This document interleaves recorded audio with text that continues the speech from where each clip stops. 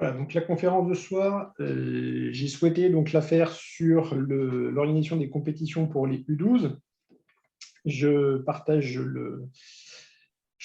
la parole donc avec Baptiste, que pour les Bonsoir tout le monde. vous connaissez tous. Baptiste, donc, il est salarié du Duché d'athlétisme Besançon. Il a développé une expertise aussi sur les U12, puisque je lui ai bien volontiers confié la mission de reprendre l'organisation notamment de tout ce qui est kit cross et kit d'athlé de zone. Donc, au niveau de la ligue, enfin, quand la Ligue de Franche-Comté était toute seule, j'avais créé il y a quelques années un kit d'athlé régional, avec la volonté de pouvoir proposer une fois par an un regroupement à tous les clubs qui souhaitaient participer. Et puis donc, Baptiste a repris le flambeau de cette organisation-là, puisqu'on le fait à Besançon tous les ans. Et je le remercie d'ailleurs, puisqu'il a fait aussi évoluer le concept. C'est aussi pour ça que je voulais qu'il partage un petit peu l'expérience. Le concept qui d'athlé aussi a évolué. Donc, on va le voir au fur et à mesure de la soirée. L'idée, c'est de prendre d'abord un petit temps pour faire d'abord un petit rappel de ce qu'est la démarche fédérale, pourquoi au niveau fédéral, il y a un certain nombre de choses qui ont été décidées et qui sont, on va dire, verrouillées sur cette catégorie-là, enfin sur ces catégories-là, et les poussins, sur cette tranche d'âge des U12. Quelle est la logique qui est développée dans la pratique qu'on propose à ces tranches d'âge? Quels outils on a à disposition? Vous verrez qu'il y a des outils en fait, qui sont conçus de A à Z, et il y a juste en fait à les prendre et à les appliquer, parce que souvent le questionnement des gens, c'est comment je fais, etc. Vous verrez qu'il y a des choses très bien faites qui ont été vraiment travaillées pour quelqu'un qui n'y connaît pas grand-chose. On lui confie ces catégories-là, ce qui est sans doute une erreur, mais bon, ça, c'est un autre débat. Voilà. Si vous donnez en plus à ces personnes-là les outils qui sont à votre disposition, vous verrez qu'ils ont juste à appliquer les choses pour que les choses soient bien faites. Et puis, on verra aussi en pratique les évolutions qui ont été apportées, notamment sur kit athlé et kit cross au niveau local, avec des petits partages d'expérience, avec des vidéos, et puis évidemment aussi avec des trucs et astuces que Baptiste a pu développer au fur et à mesure de son expérience et de ses organisations. Et puis donc, alors les questions-réponses, normalement, on les met à la fin. N'hésitez pas pendant on va plutôt les faire pendant le déroulé. Voilà, donc moi, je vais faire un petit peu le déroulé théorique, et puis Baptiste, il va venir en complément, intervenir quand il en a envie, pour voilà, donner un certain nombre de choses en fonction de ce que je vais pouvoir vous dire. Il va venir compléter et partager son expérience.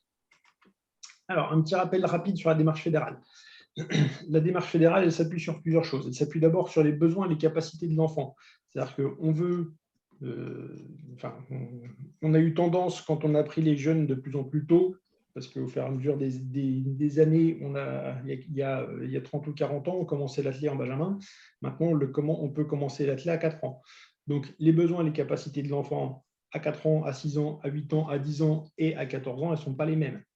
Donc, plutôt que de continuer à faire de l'athlétisme miniature, on a voulu développer des programmes et des épreuves qui correspondent aux besoins et aux capacités de l'enfant. C'est vraiment ça qu'il faut retenir. On a développé aussi des programmes qui répondent à des objectifs et des finalités de notre activité qui sont liés à chaque âge. C'est-à-dire qu'à chaque âge, on va pouvoir amener un certain nombre d'éléments de développement physique, moteur, sur des périodes dites sensibles. Si je prends l'exemple le plus simple, la vitesse se développe entre 7 et 12 ans. Alors évidemment, quand on grandit, on continue à développer, à courir plus vite. Un enfant, on court souvent plus vite à 18 ou 19 ans qu'à 9 ou 10 ans. Sauf que la tranche d'âge 7, 10, 7, 12, c'est là qu'au niveau neuromusculaire, les choses se mettent en place. Donc, si on loupe cette fenêtre de développement et qu'on ne fait pas les choses comme il faut, il va manquer quelque chose à la personne, et au jeune, il va lui manquer quelque chose. Donc, la construction est liée aussi aux fenêtres de développement des différents âges. On s'appuie aussi sur des moyens d'évaluation. L'objectif, c'est aussi de montrer à l'enfant qu'il évolue. J'avais fait donc en avril intervenir Guillaume Gessler sur le pass athlète, donc là qui était plutôt orienté sur les moins de 16, mais il y a aussi le pass athlète chez les U12. L'idée, c'est de pouvoir montrer que l'enfant progresse lui montrer aussi à lui et aux parents qu'est-ce qu'il vient apprendre chez nous et qu'est-ce qu'on lui apporte en termes de développement moteur et physique. Donc, je passe là-dessus. Le Passathlon, on n'en parlera pas ce soir. On va vraiment plutôt venir sur les formats de rencontres et de compétition des plus jeunes. La démarche, elle s'appuie aussi évidemment sur des contenus de formation, donc des contenus de formation à destination des entraîneurs, mais aussi des contenus de formation à destination des jeunes, ce que je disais. On est là pour former le jeune et former l'enfant à faire de l'athlétisme et avoir les capacités, on va dire, de base. Et puis, à un moment donné, s'il a envie d'aller voir un peu plus loin et un peu plus haut, eh ben, qu'il ait le bagage nécessaire pour pouvoir exploiter ses capacités physiques. Et puis, elle s'appuie aussi sur les procédés qu'on va mettre en œuvre. C'est principalement ce dont on va parler ce soir. Alors, les objectifs, qu'est-ce qu'on cherche à faire? Nous, quand on propose une activité physique aux enfants de 7 à 11 ans, eh ben, la première chose, c'est d'abord de leur donner du plaisir dans la pratique d'une activité physique, parce qu'on a aussi ce rôle-là en tant que fédération reconnue d'utilité publique, on a un rôle de santé publique.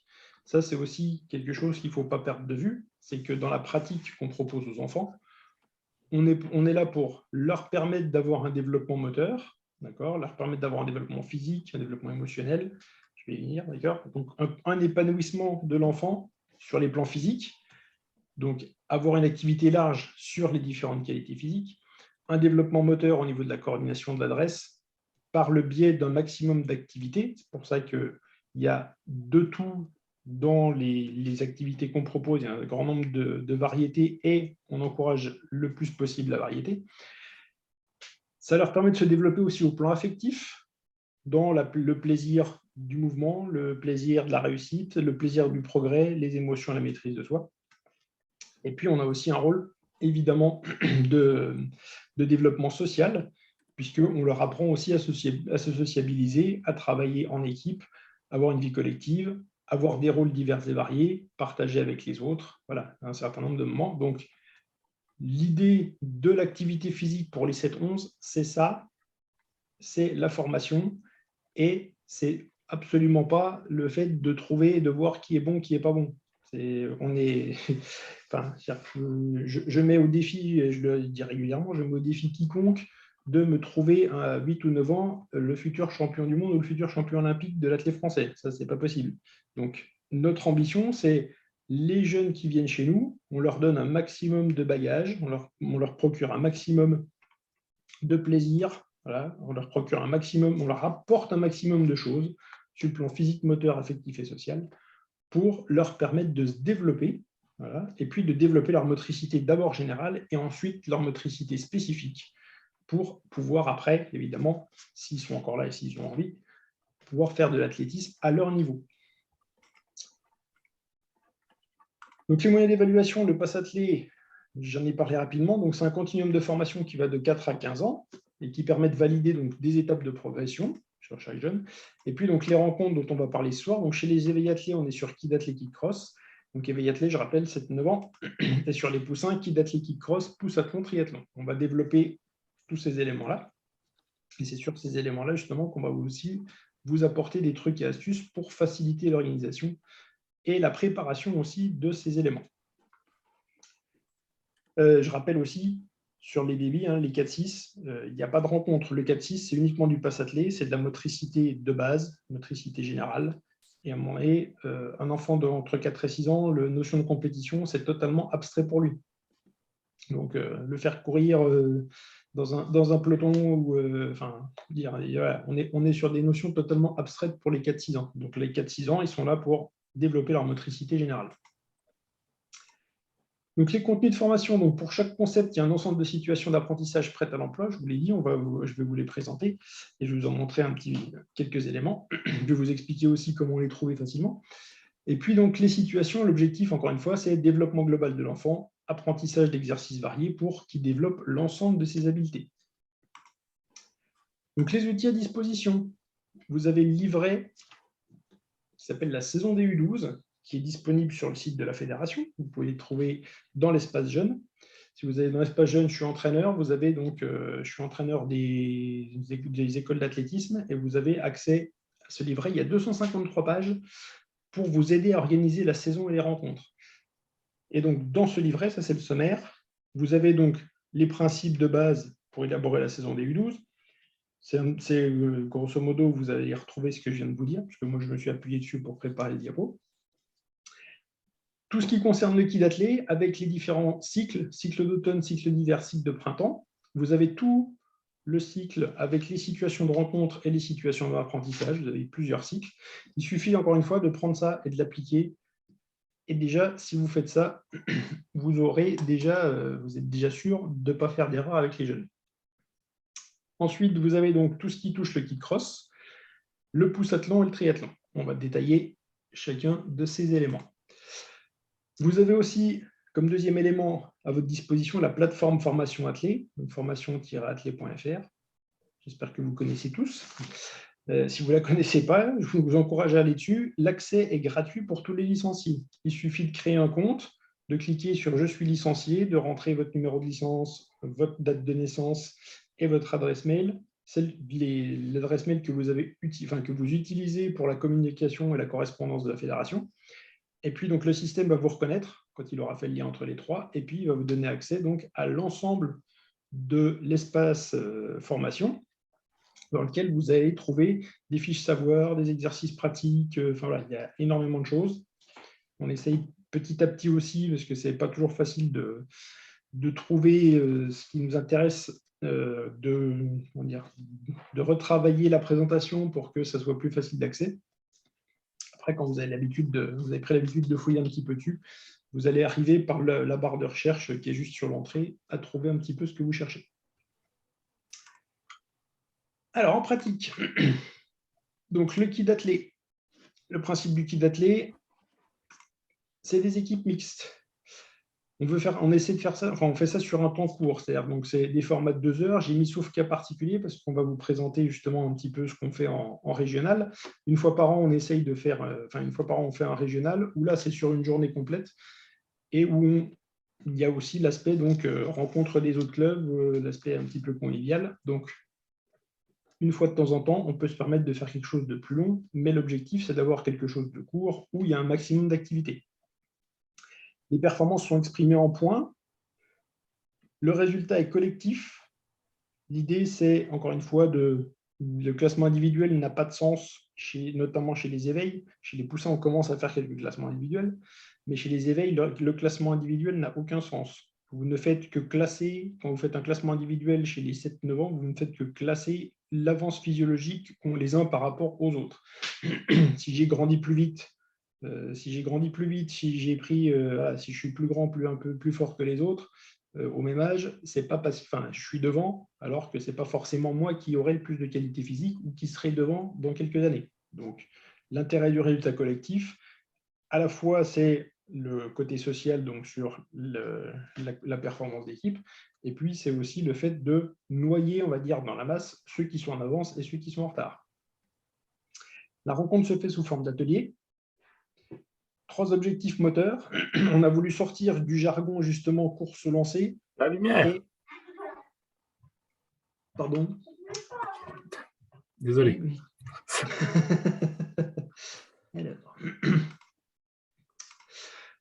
Donc, on a voulu, comme je vous disais, sortir du jargon courir, sauter, lancer.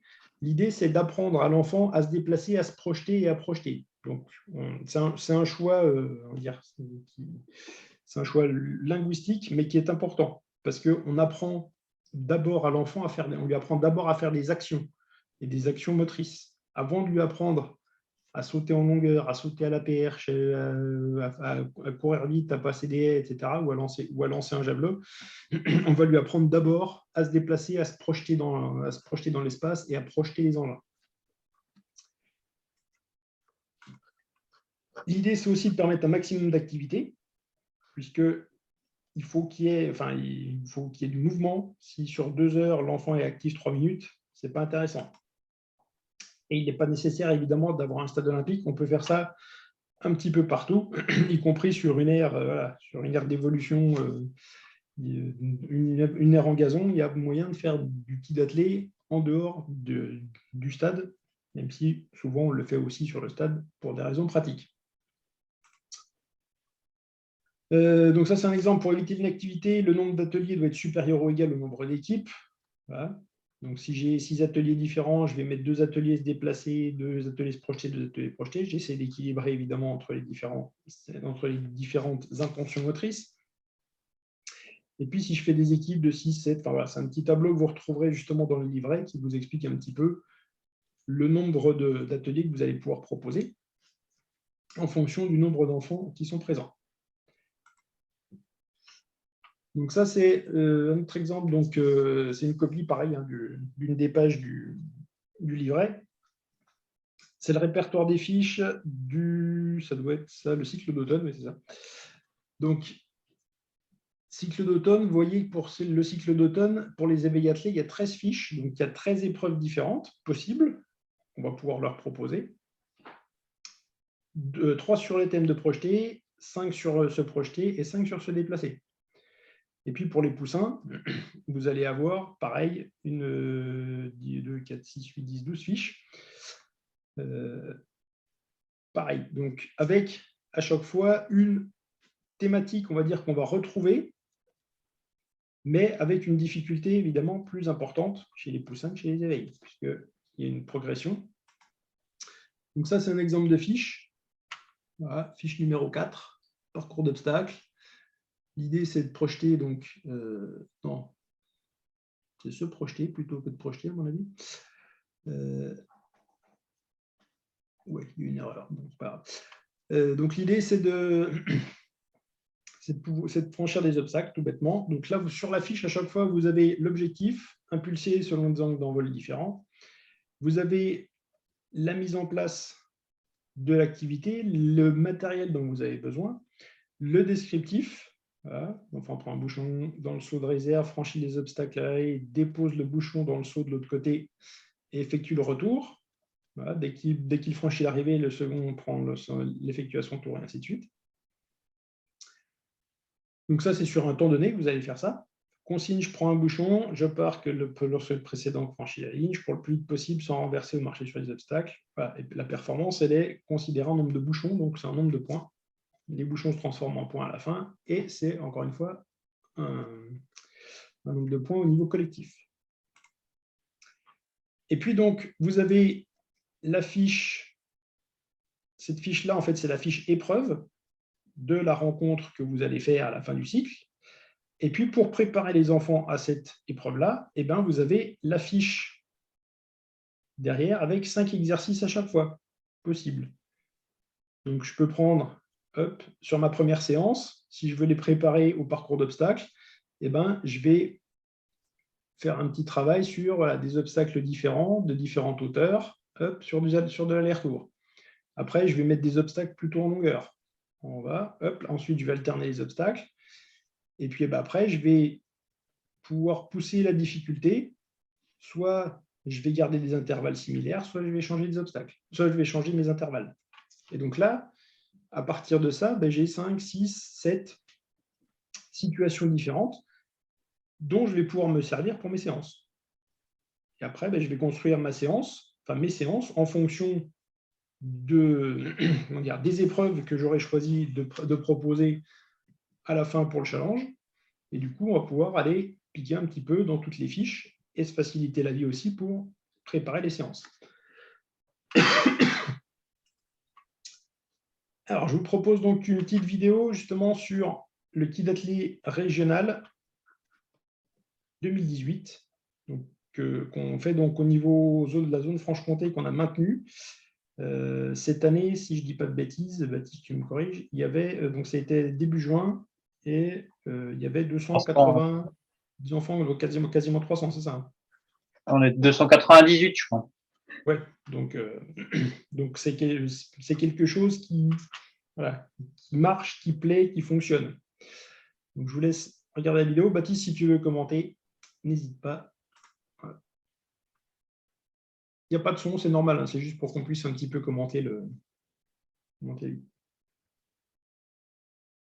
Après ça, ouais, c'est un peu sur le format qu'on fait. Le côté ludique aussi à rajouter sur ces rencontres. Qui est sympa, on a vu là il y a des mascottes. On en reparlera aussi tout à l'heure sur le timing un petit peu de la rencontre entre échauffement collectif, petite chorégraphie avec les mascottes, et puis après le temps qu'on met sur les différentes activités. On y reviendra sûrement à la fin, parce que ça correspond aussi au kit cross, au poussathlon. Donc voilà, l'idée, c'est effectivement d'avoir aussi un côté fun, pour que les jeunes s'amusent. Donc des épreuves de course, des épreuves de marche. C'est intéressant, enfin, c'est important aussi d'amener justement, encore une fois, toute la variété de ce que peut offrir l'athlète. En plus, souvent, la marche chez les enfants, ça fonctionne bien. Notre président de la commission régionale de marche qui est avec nous ce soir en plus, donc il va être content de voir qu'on fait de la marche. Enfin, il le sait déjà.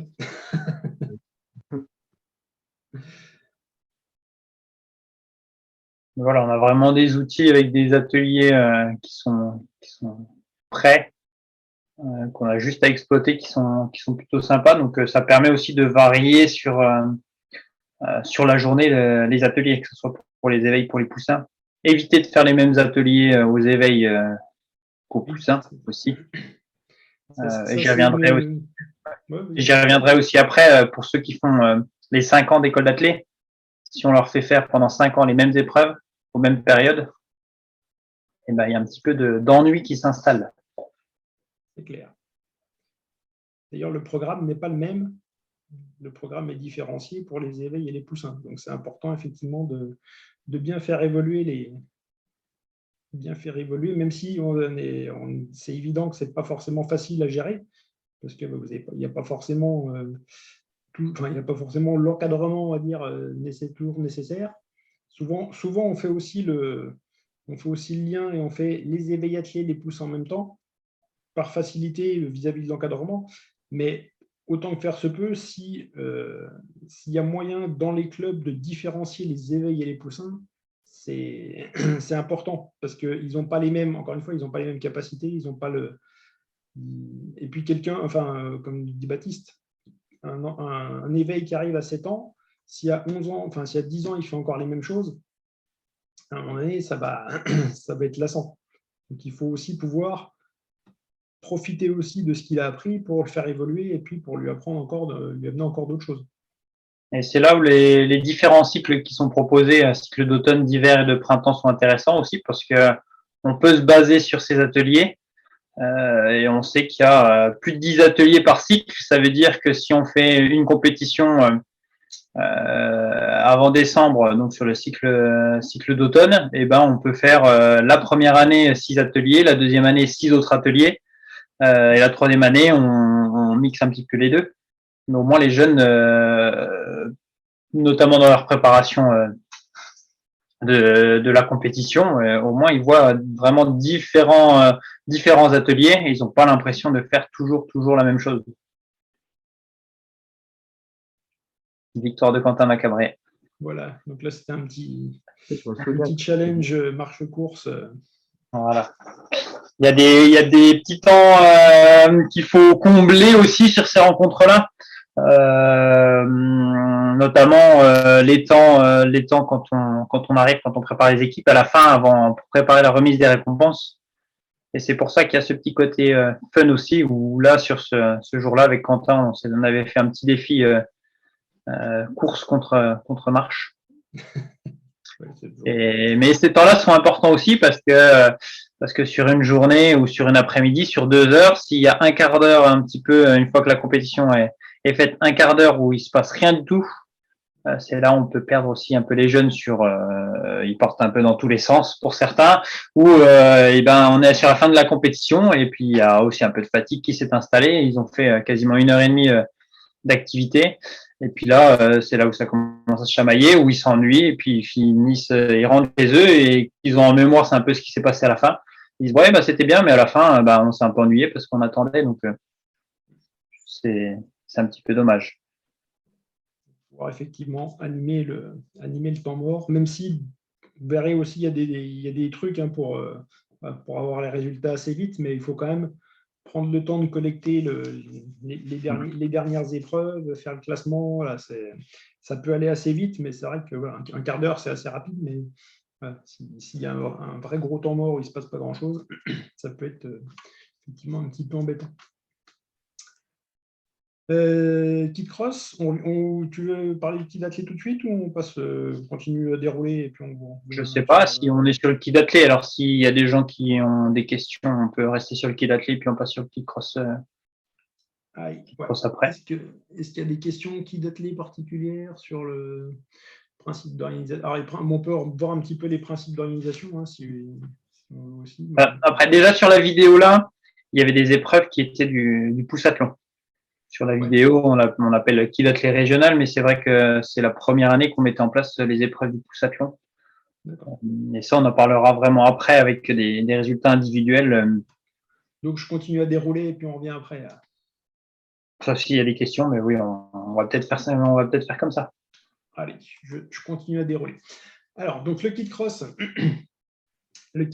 l'idée, c'est de développer aussi l'envie de l'enfant de courir ou le plaisir de courir longtemps.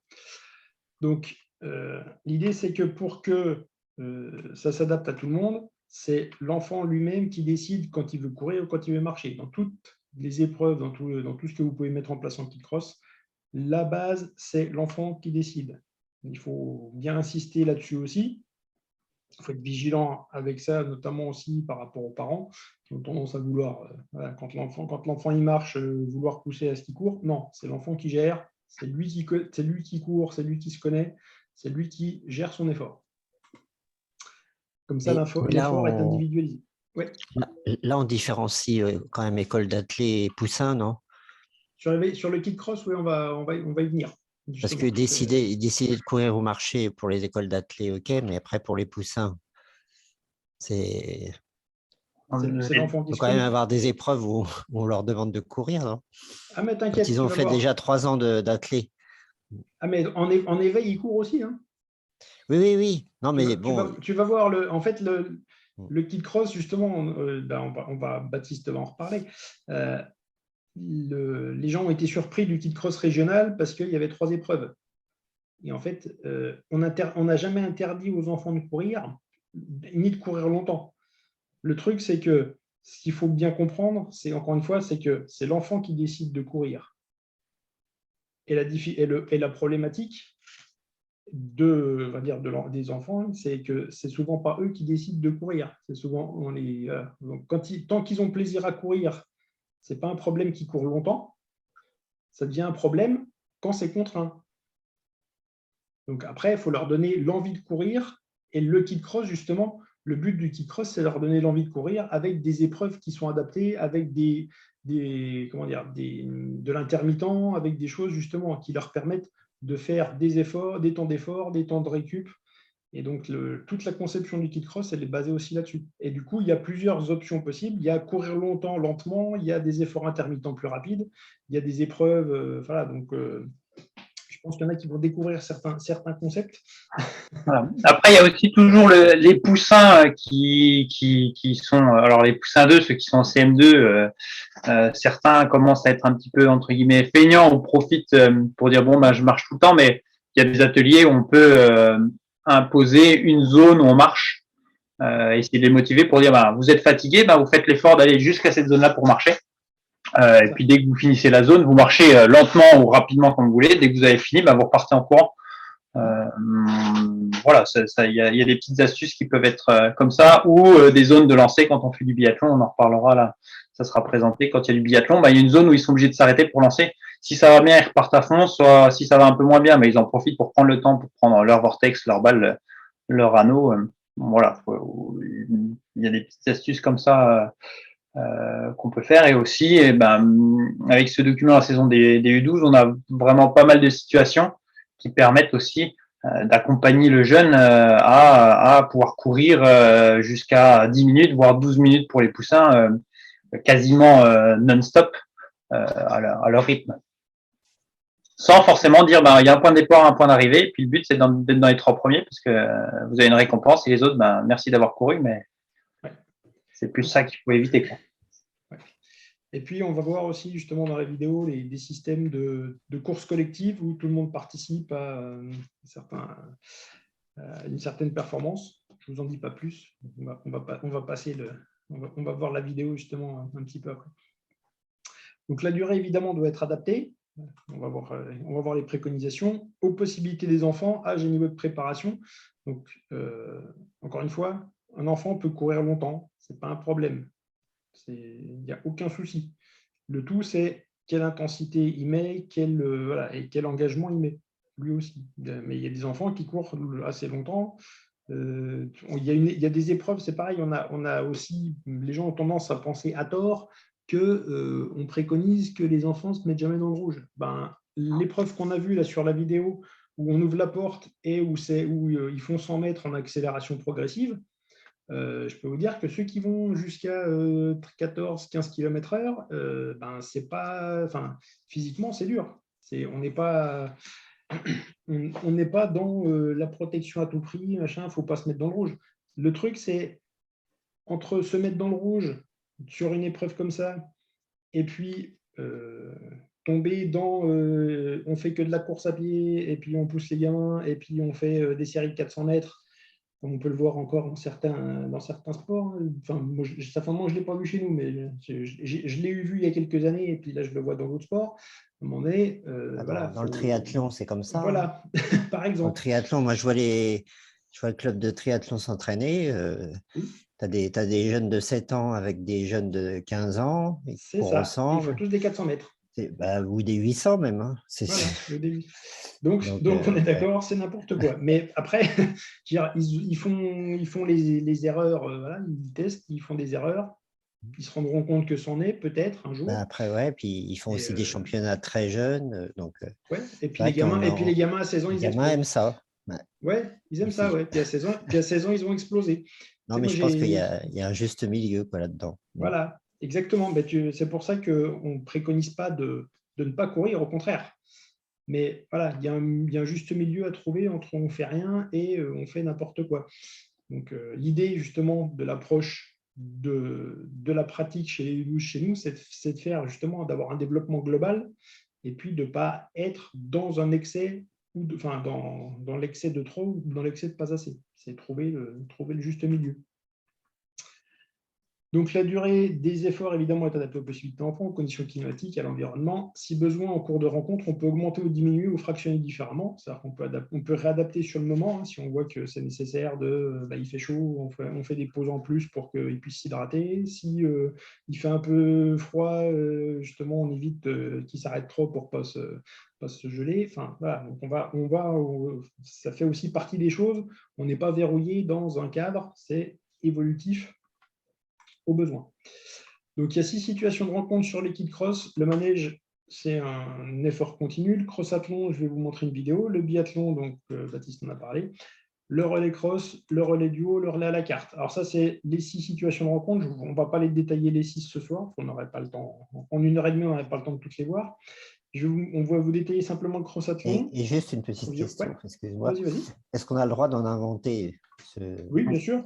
Sur un concept en restant dans le concept. Tu vas voir que dans la vidéo d'après, il y a un truc qui a été créé sur le principe de faire une distance en collectif. Donc, voilà. On peut évidemment rajouter des choses en restant évidemment dans cette logique-là, mais bien sûr qu'on peut créer d'autres choses sur le kit cross. C'est ouvert. Alors, le cross-athlon, je vous montre la vidéo. Donc, là, je vais mettre le son sur celle-là. Voilà.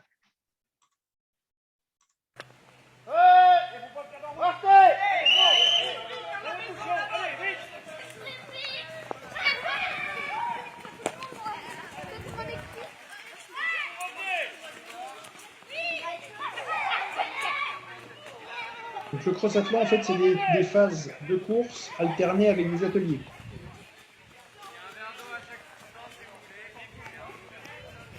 Donc ils ont un ordre déterminé pour aller sur les ateliers.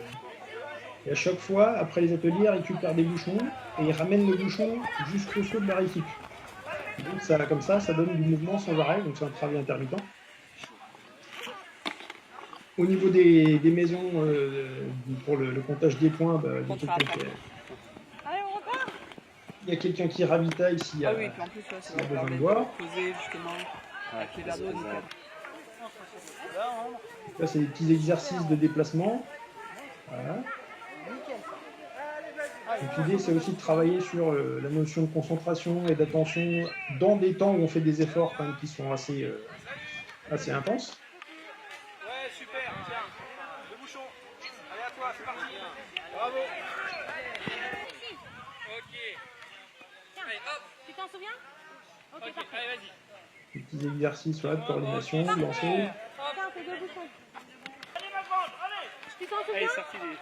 Ok, souffle bien, reprends ton esprit et c'est parti. Allez, quand tu veux.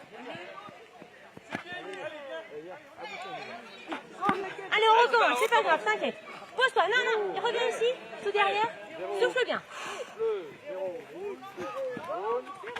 Oui. c'est pas mal. Allez, allez, allez, continue. On va gagner. Donne-moi ta casquette si tu veux, je vais la tenir. Zéro. Là-bas, là-bas, Voilà, là-bas. des petits exercices pareils de coordination, d'impulsion. Allez, là. Ouais. Zéro. Allez, on y va. Voilà. 2 bouchons et la casquette. Allez. Et la porte de Et le là. Après, il y a des petits exercices, enfin des petits jeux aussi de concentration et de mémoire. Deux bouchons et allez là-bas. Le jeu du saut. Est-ce que c'est pareil? Non, on est d'accord. Et ça, tous les outils ils sont à dispo. Hein. Il y a juste à imprimer les éléments et puis à les découper.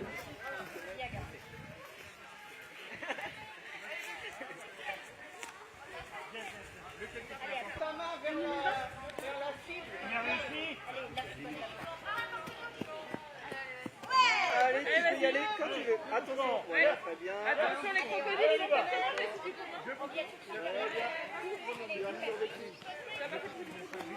N'oublie pas les deux bras en l'air, sinon ça ne peut pas péter. Voilà, petit exercice d'équilibre aussi. Les bras vers le ciel. Allez, les bleus. Allez, les bleus. Prends ton temps. Ouais.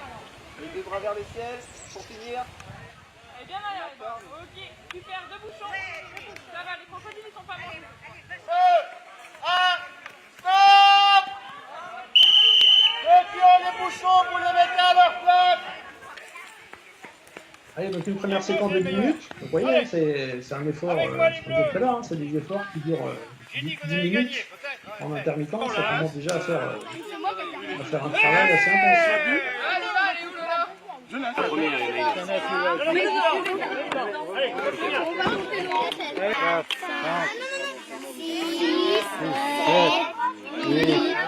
va fêter ça tout à l'heure, attends.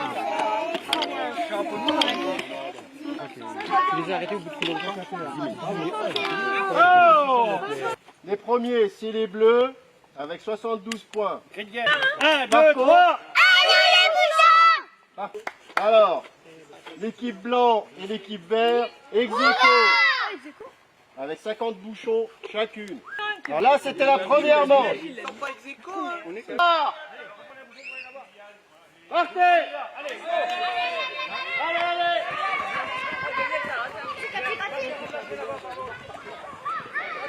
Est-ce qu'il y a ça? C'est le plomb? Tu crois que c'est le plomb?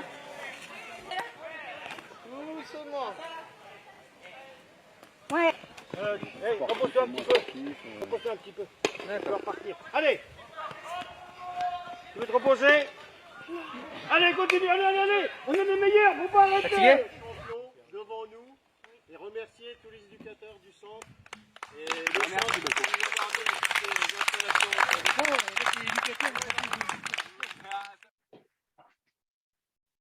Ah, donc, cross-athlon.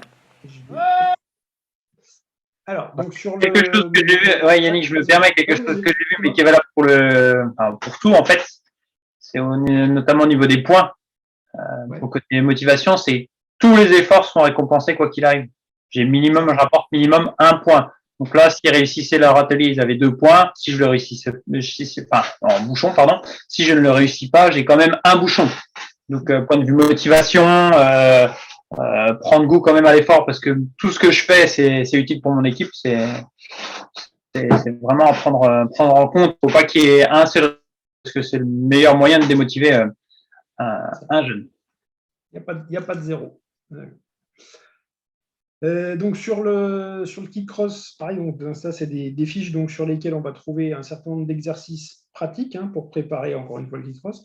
Il y a 4 thématiques: la confrontation aux autres, la performance, donc la mesure de ma performance, le plaisir de surpasser, et puis apprendre à adapter sa vitesse de déplacement. Donc ça, c'est des exercices qu'on trouve donc dans le livret U12. Il y a 250 pages, donc il y a vraiment du contenu avec un grand nombre de situations possibles. Et puis donc là, c'est les aménagements, pareil, dont on parlait. Je peux, donc le kit d'endurance qui avait été fait à Pauline donc en 2020, avec des adaptations possibles.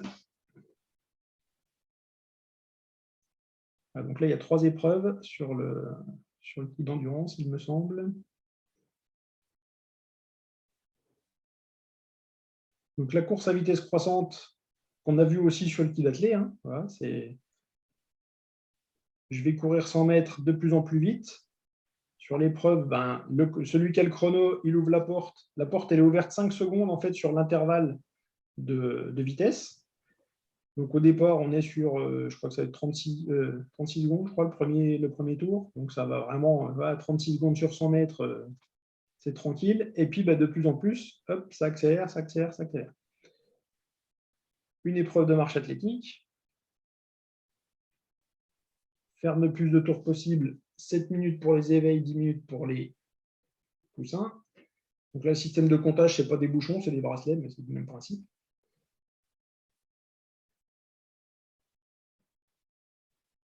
Et puis le troisième, le défi de 230, c'est une épreuve qu'ils ont mis en place eux-mêmes. Faire 85 km avec 66 personnes. Donc, ce 253 tours d'une boucle qu'ils ont tracée de 360 mètres. Et du coup, c'est un petit travail collectif, justement, performance collective, ce qu'on disait tout à l'heure, pour motiver aussi tout le monde à courir.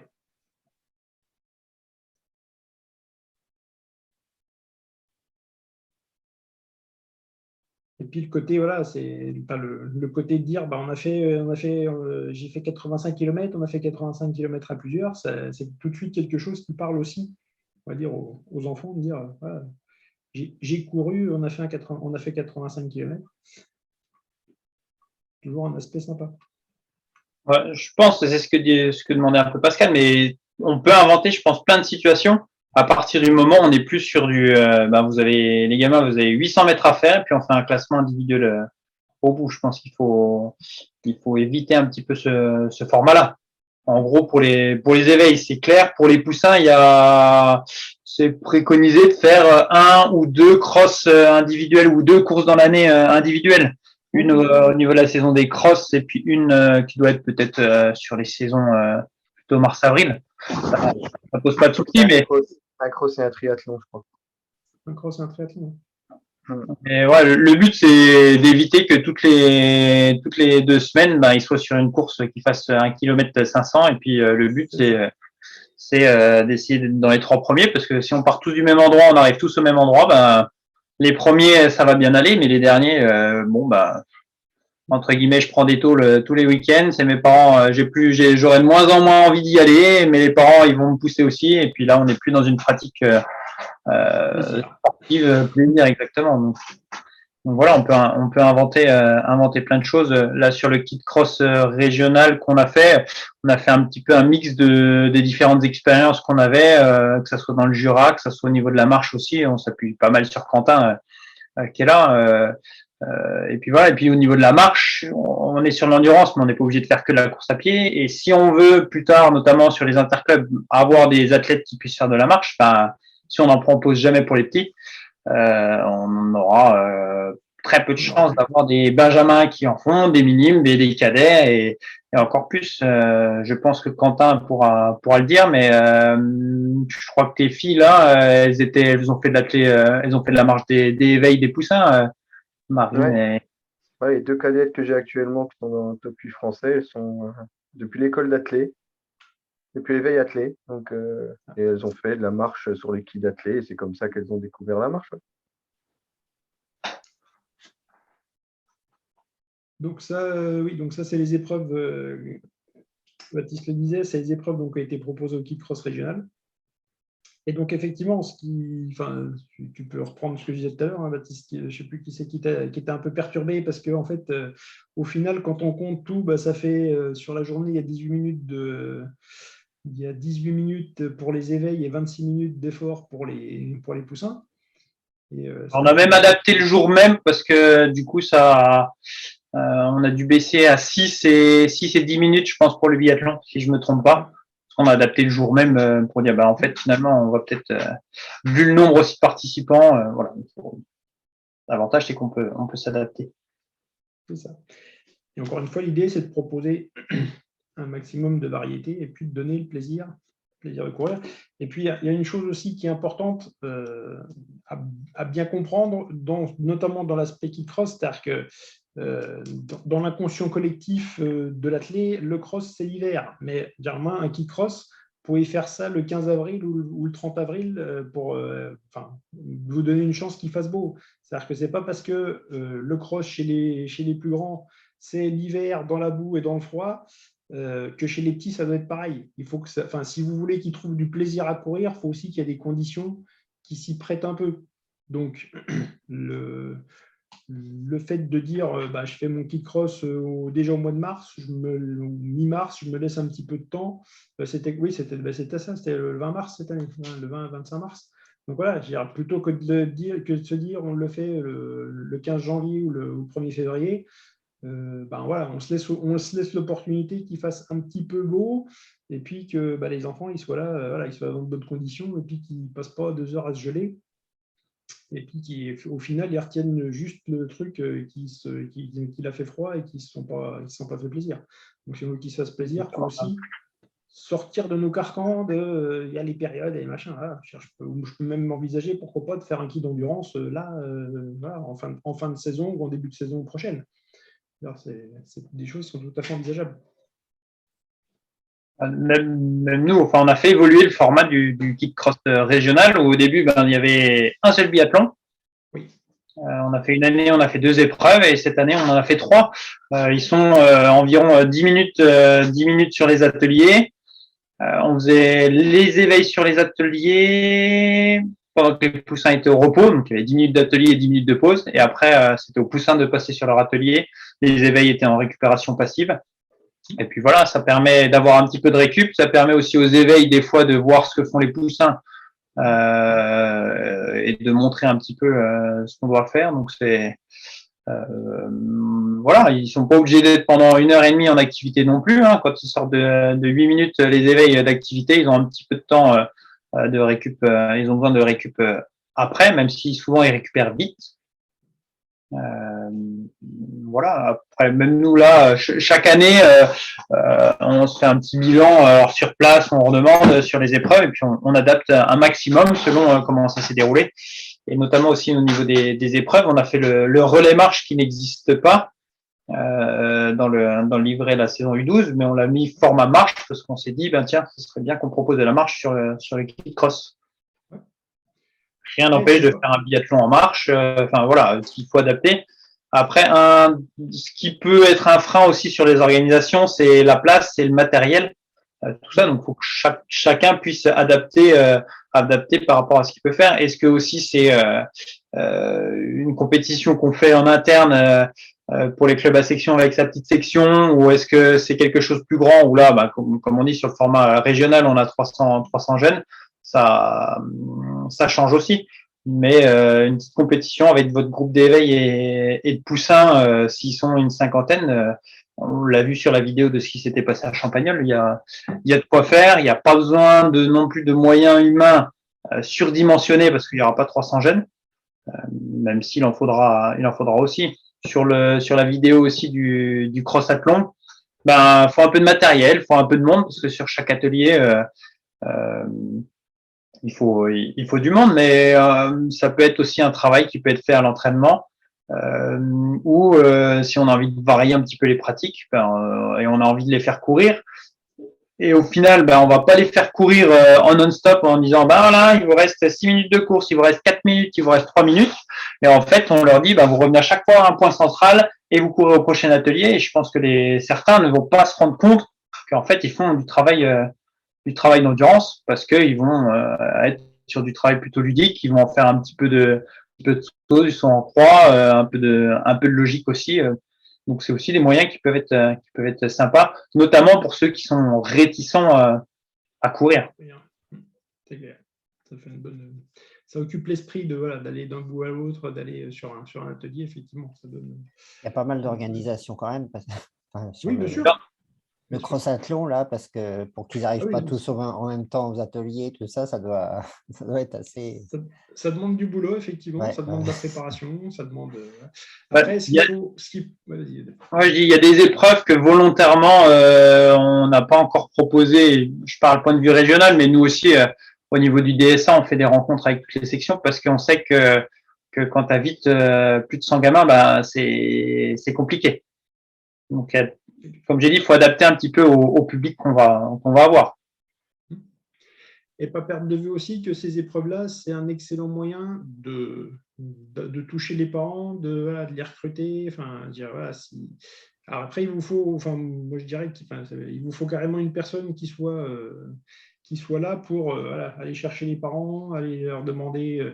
Le kit d'athlé, pour moi, c'est l'idéal parce que les parents, ils vont déplacer les enfants. Alors, la toute première fois, ils vont vous regarder de travers en disant « mais j'y connais rien ». Si vous leur expliquez juste, vous leur donnez un plan et que vous leur dites vous allez à l'atelier 1, à l'atelier 4, à l'atelier 3, et puis à votre circuit, c'est ça. Pour l'avoir testé, le premier coup, vous êtes obligé d'aller les chercher par la main, puis la deuxième fois, ils attendent déjà en bas de la tribune pour savoir quels équipes ils prennent. Donc, c'est un excellent moyen d'impliquer les parents dans l'organisation et puis qu'ils puissent mettre le doigt petit à petit aussi dans le fonctionnement du club. C'est vraiment un très bon moyen de recrutement. Les épreuves pour les petits, il y a moyen de faire justement du lien et puis d'avoir du monde en plus. On continue avec le poussathlon. Alors, le poussathlon, donc, c'est un format de rencontre qui est destiné aux poussins. Donc là, en fait, kid athlé, kid cross, éveil athlé, poussin, d'accord. Et pour les éveils athlés, on s'arrête à ça. Pour les poussins, il y a 2 formats supplémentaires. Donc, le poussathlon ou ce qu'on appelle aussi maintenant les poussinades. L'idée, c'est à partir du cycle d'hiver et au cours du cycle de printemps, donc sur l'approche de la saison estivale, proposer donc un système d'épreuves multiples. Ce n'est pas des épreuves combinées. Les épreuves combinées, il y a un ordre bien précis des épreuves. Là, c'est des épreuves multiples. Donc, on va proposer 6 épreuves de course de saut de lancer dans le registre existant. Donc, on peut le faire en intérieur ou en extérieur. Donc voilà, course de vitesse sur 4 secondes ou sur 8 secondes en extérieur. Course de haie sur 6 secondes ou sur 8 secondes dehors. Épreuve de durée sur 4 minutes. Du pentabond, de la marche, on a mis de la marche dehors aussi. Saut en longueur, triple saut, triple bond dehors. Le saut en longueur existe aussi. La perche en longueur. Le saut en hauteur, on l'a mis à l'intérieur. Rien n'empêche d'en faire dehors aussi, évidemment. Et puis après, donc, lancer de vortex, medicine ball, lancer de disque, lancer de ballon. Donc l'idée, c'est justement d'avoir pareil une variété de pratiques dans les 6 épreuves, sachant que le but, c'est évidemment chaque enfant participe aux 6 épreuves. Donc c'est des épreuves multiples avec l'ensemble des 6 épreuves. Ça fonctionne sur le même principe. Donc c'est sous forme d'atelier. Il n'y a pas d'ordre imposé justement pour veiller au fait de pouvoir, pour qu'on puisse utiliser tous les ateliers en même temps. Par contre, on veille quand on met en place le programme à alterner les types d'efforts, pas enchaîner 4 minutes de course et 4 minutes de marche, voilà, pour qu'ils aient le temps de récupérer un petit peu et puis changer un peu de motricité.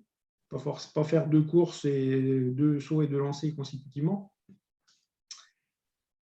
On fonctionne pareil sur le même principe, des groupes mixtes qui vont se déplacer sur les ateliers. On peut aussi, si on veut, faire un classement collectif. Alors on fait un classement individuel sur le poussathlon, mais on peut aussi on peut faire un classement collectif. Donc les groupes qu'on constitue peuvent servir d'équipe, si on veut rester dans l'esprit kid athlé. Ils ont une fiche individuelle.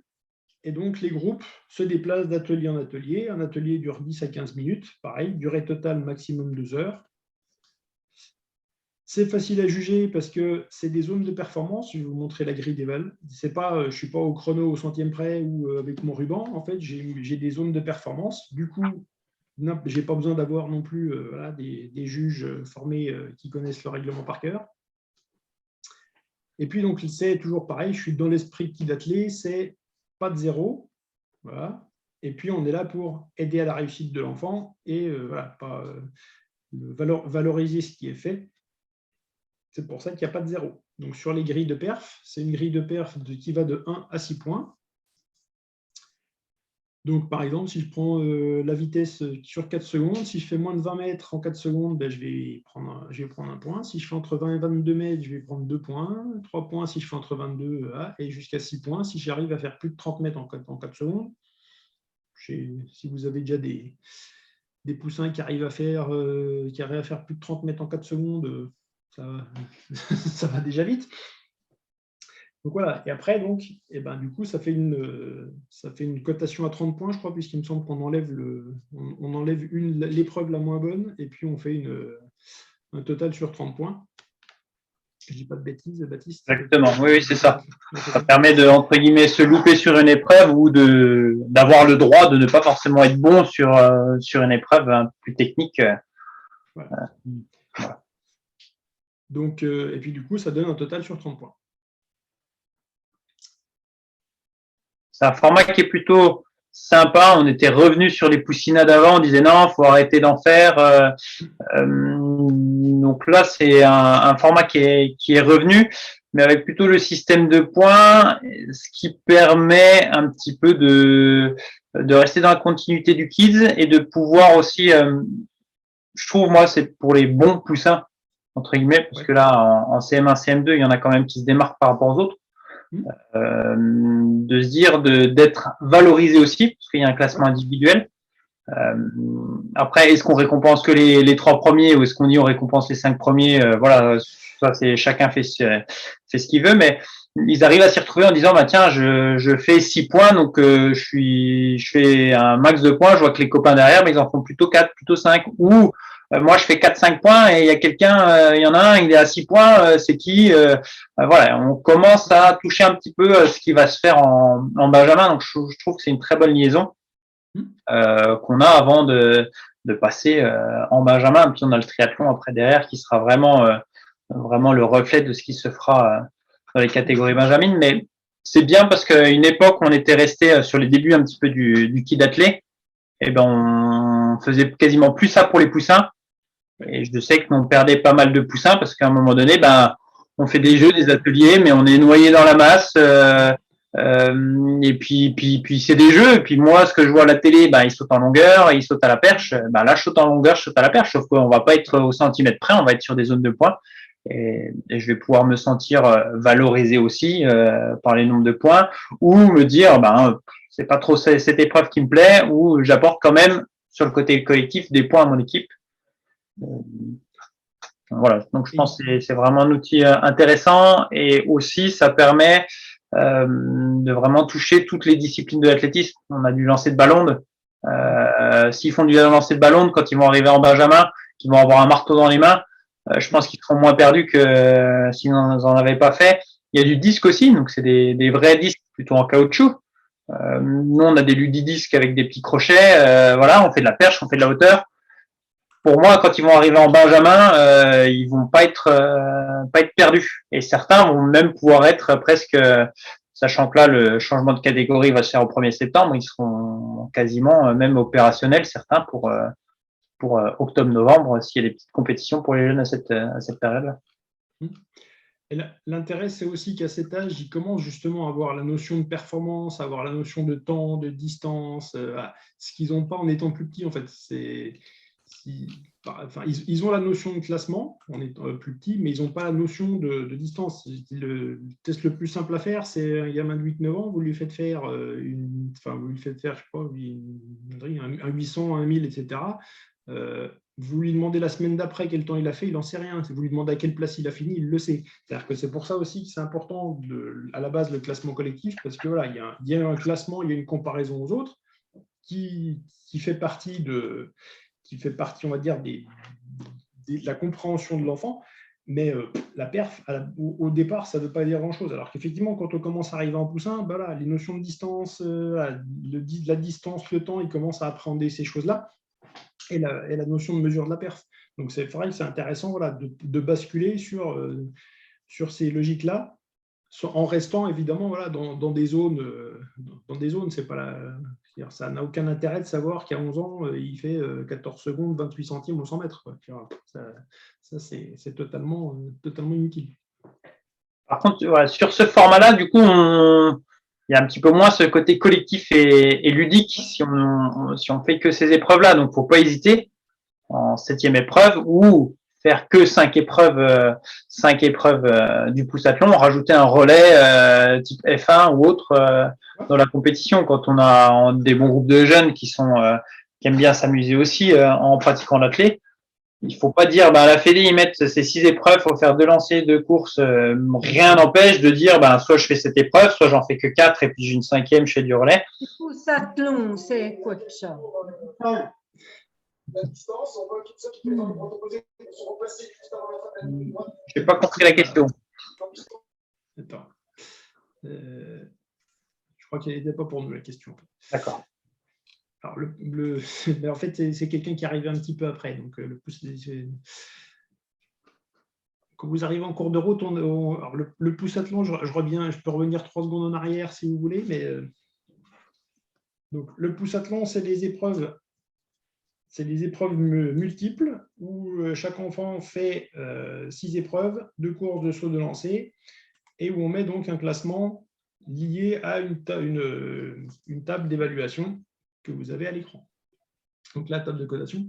Et donc l'idée aussi, c'est comme dit Baptiste, on ne propose pas que ça non plus. Par contre, effectivement, c'est une évolution aussi dans l'année pour les poussins. Ils vont commencer par les épreuves de quille d'athlé un peu plus adaptées à leur catégorie d'âge.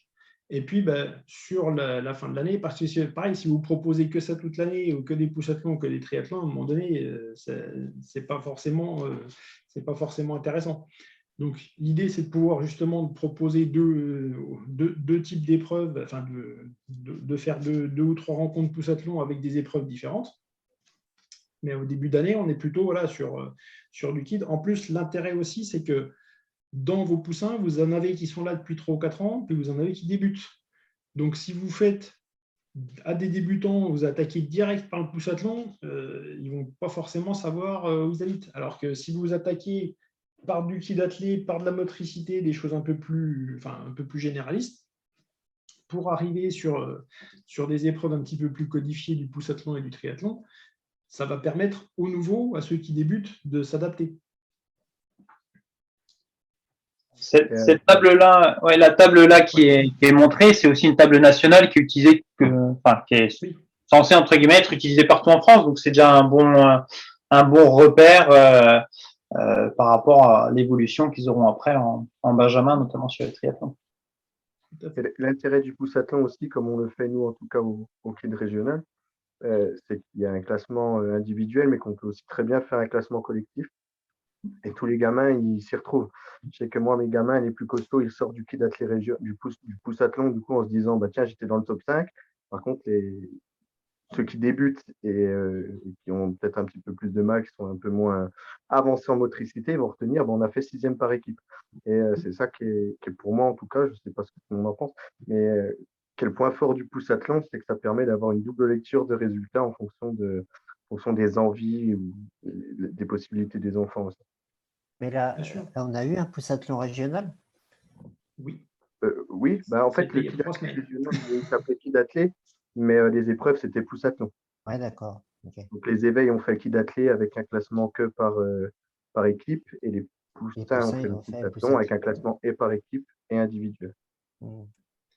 C'est vrai qu'on s'y perd un peu dans les noms entre passe athlète, passe athlète, le kid athlé, le poussathlon, mais Oui, on a tenu et on tient aussi parce que je pense que notamment pour les petits clubs, je sais que avec le MBA, le DSA, on est plutôt on sait à peu près ce qui se passe, mais des fois il y a des petits clubs du coin qui sont encore un petit peu loin et ça leur permet de montrer ce qui est faisable aussi à l'entraînement, ce qu'on peut préparer. On peut faire de la perche, on peut faire du lancer de marteau à cet âge-là. Alors c'est sûr qu'ils vont pas avoir des marteaux métalliques, mais il faut un petit peu de matériel, mais des marteaux d'initiation, il faut en faire. Il faut faire de la marche, il faut faire toutes ces disciplines qu'on a un petit peu du mal à avoir, mais oui, mais parce que soit en longueur, on a un bac à sable, on court, on saute, c'est loin. Courir vite, je cours vite. Franchir des haies, c'est un peu plus technique, mais si on veut pas avoir que des benjamins qui font des triathlons 50 mètres longueur javelot,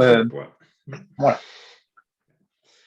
Et l'intérêt, justement, c'est d'amener et l'individuel et le par équipe, c'est que vous allez aussi travailler sur le moyen terme, sur vos équipes, équipe athlée, benjamin, équipe athlée minime.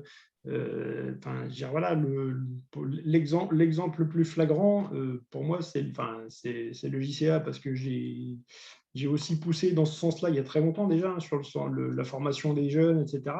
Voilà, en fait, quand vous avez un ou deux jeunes qui sortent du lot, et ceux qui sont un petit peu en retrait, comme vous les avez motivés avec la notion d'équipe, etc., vous allez pouvoir avoir une équipe qui tient la route et puis arriver à qualifier une équipe aux France et emmener des jeunes dans le collectif qui seraient sans doute pas qualifiés aux France et qui vont pouvoir aussi participer à la vie du club, et c'est comme ça aussi que vous allez générer un esprit club, des équipes, des jeunes qui vont rester plus longtemps. Voilà, il y a un côté fidélisation jusqu'à atteindre un certain niveau. Puis les meilleurs vont émerger de ça. Donc, et puis ceux qui sont un peu derrière, ils resteront aussi parce qu'il y a l'aspect, effectivement, comme le disait Quentin, je suis un petit peu en retrait, mais je retiens quand même que on est 6e. Et puis quand j'arrive en benjamin, peut-être que je suis le 5 ou le 6e de l'équipe, mais peut-être que grâce à l'équipe, je vais aller sur un interrégional en benjamin et puis sur un national en minime, que je ne ferai peut-être jamais moi en tant qu'individuel. C'est tout l'attrait aussi de ce système-là chez les jeunes, de leur donner le sens du collectif, de les amener à la compétition, de dédramatiser la compétition pour que derrière, ils continuent à venir. Oui, parce que l'athlé, c'est un sport individuel, mais c'est aussi une après-midi ou une journée avec les copains au stade pour certains qui leur sortent. Pour certains, c'est bien, ça leur sort de leur quotidien qui peut être un peu morose. Pour d'autres, ils sont plus sous les jupons de papa ou de maman et ils passent une après-midi sympa sur le stade à s'amuser à faire de l'athlétisme. C'est ça, pas oublier le côté social. Et c'est surtout important pour les parents aussi. Les parents, moi je vois, ils préfèrent largement venir sur un athlé régional. Ils sont toute la journée avec le groupe d'enfants, ils pique-niquent avec le groupe d'enfants, plutôt que de venir regarder une compétition. Ils restent dans les tribunes, voir leur enfant courir 5 secondes et puis sauter 2 fois la longueur. Donc, je pense que Yannick avait vu juste tout à l'heure, quand il dit qu'on gagnera en fidélisation des parents, si tout le monde joue le jeu de ces rencontres. C'est clair. Dernier élément donc, que tout le monde normalement connaît, le triathlon. Donc là, on arrive vraiment sur l'athlète codifié qu'on va proposer effectivement en benjamin. Au benjamin, une fois qu'ils vont passer. Donc là, l'idée du triathlon, normalement, c'est plutôt de l'orienter, pour les poussins 2, les poussins première année, on peut les cotonner au poussathlon, mais bon, s'il y en a qui veulent faire un triathlon ou deux, ce n'est pas un problème. Mais la logique, c'est aussi à un moment donné de se limiter et puis encore une fois, de ne pas être je fais 12 triathlons dans mon année où à chaque fois, je fais, comme disait Baptiste, 50 mètres de la longueur et puis du javelot. Donc, à partir du moment où je sors de cette logique-là, je peux aussi imposer un triathlon type, puis dire, on a un après-midi triathlon intra-club où on fait des haies, on fait de la hauteur et puis on fait du disque. Voilà. Ça oblige aussi la préparation d'une préparation différente et de pouvoir moduler un petit peu les épreuves pour pouvoir proposer plusieurs types de triathlon. ce format-là de triathlon, nous on l'a proposé, c'était avant le Covid, aussi pour nos benjamins qui n'osent pas aller en compétition. Nous on l'a proposé sur un temps d'entraînement où on a nos poussins 2 qui sont venus goûter un petit peu, et c'est aussi pour faire envie aux jeunes, pour dire voilà ce qu'ils attendent l'an prochain, cet été, lâche pas, t'inquiète pas, quand tu vas voir les JO, toi si tu vas faire quelque chose qui va ressembler, je sais que ça fait 5 ans que tu es en école d'athlé et que tu as envie de le faire, mais ça arrive. Et aussi pour ceux qui à l'entraînement se sentent des fois pas forcément à l'aise, dire tiens, tu en fais, il n'y a pas de pression, c'est pas un championnat, il n'y a pas du monde de partout, et j'en ai un ou deux qui avaient accroché, qui se sont dit en fait oui, je peux faire, c'est pas compliqué la compétition. Là, j'ai 3 ateliers, je fais pas juste 5 secondes de course et puis 2 sauts. Non, j'ai une course sur mes sauts, j'en ai 4, sur mes lancers, j'en ai au moins 4 aussi.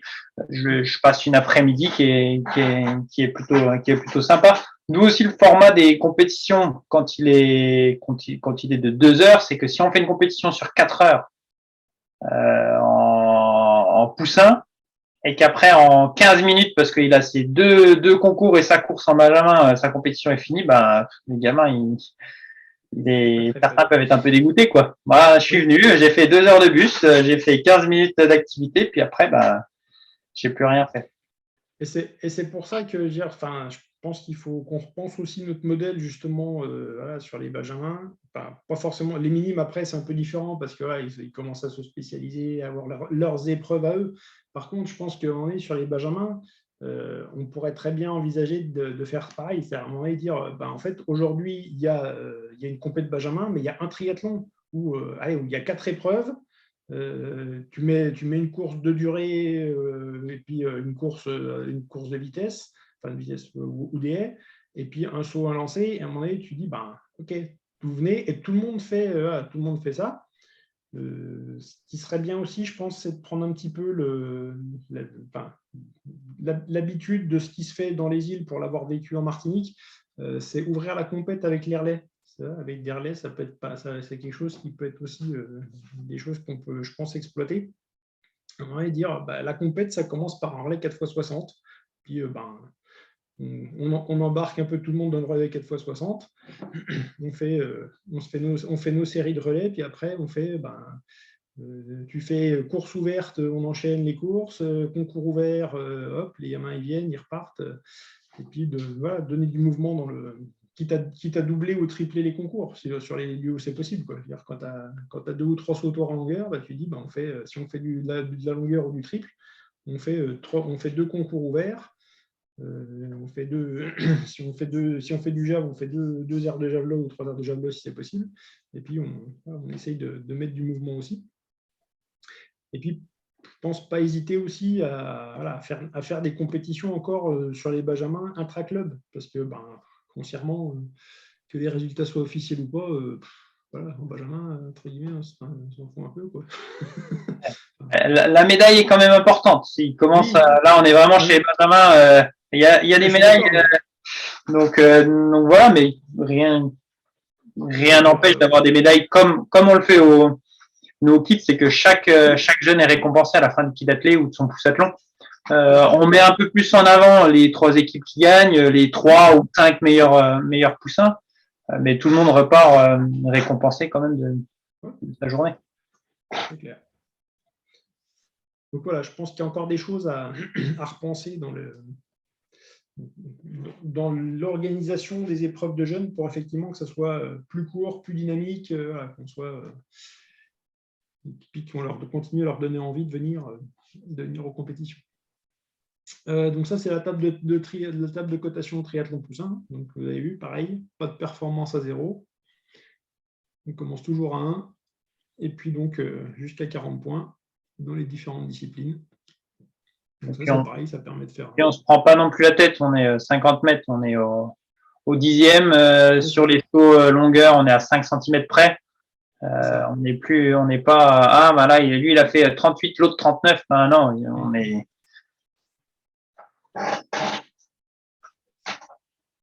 Donc voilà, c'est pareil, ça permet aussi effectivement d'accélérer la mesure, d'accélérer les prises de performance, parce que, voilà, encore une fois, le fonctionnement au chrono électrique au centième,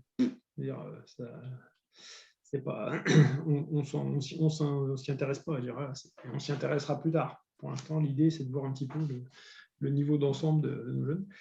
Et puis pareil, hein, alors ça a été un peu supprimé, mais avant, c'était préconisé aussi. Sur les triathlons, on peut très bien aussi gérer par équipe et faire des équipes de 4, notamment si on est sur des épreuves imposées, on peut très bien dire, voilà, on a 3 épreuves imposées, et puis on fait des équipes de 4 ou de 6, et puis on fait un classement collectif. Voilà, on peut continuer à être dans le même principe, pour toujours donner aussi une vision collective et globale de l'épreuve, et puis d'avoir une possibilité pour ceux qui sont un petit peu derrière de gagner quelque chose, d'être dans une place un petit peu plus haute aussi, pas de se retrouver tout derrière. Je trouve qu'on a vraiment le kid athlé, kid cross, poussathlon, triathlon. On a un choix pour faire évoluer la compétition avec l'âge des jeunes. Peut-être que dans 10 ans, je dirais, en fait, non, c'était pas terrible, on a encore évolué, et tant mieux. Mais je trouve qu'on a quand même pas mal évolué sur ce qu'on peut proposer aux jeunes, à partir d'éveil athlé jusqu'à poussin, pour vraiment essayer de les accrocher, de les motiver à continuer à faire de l'athlé. Et puis après, il faut pas oublier que il y a quand même en pourcentage, on va dire, sur des jeunes qui débutent en baby ou en éveil, combien seront à haut niveau? Un faible pourcentage, mais par contre, c'est aussi des gens qui peuvent faire vivre un club, d'avoir du monde. On n'est pas obligé d'avoir que des champions. Il y a peut-être des clubs qui vont choisir de dire on a que des champions, mais je sais pas comment ils vont faire pour vivre s'ils ont que 5 poussins qui envoient du pâté, 6 benjamins, 8 minimes, et puis 2 cadets, et puis après ils n'ont plus personne parce qu'ils sont tous cuits. Ça permet aussi de faire vivre le club, d'avoir tous ces jeunes. On l'a dit tout à l'heure aussi, d'impliquer un peu les parents aussi, entre guillemets, dans la pratique sportive, mais pas en faisant le deuxième entraîneur, mais en disant tiens, j'accompagne mon jeune aussi à la compétition, ça peut le motiver. Là sur le kit, je prends une équipe, je les emmène d'épreuve en épreuve. En benjamin minime, je viens aider à passer un coup de râteau, et puis je deviens même juge régional, et voilà, c'est aussi un moyen. Ou je pense qu'on a Anthony de l'ASMI qui est là, passer de papa qui accompagne à même entraîneur, je file un coup de main dans les clubs.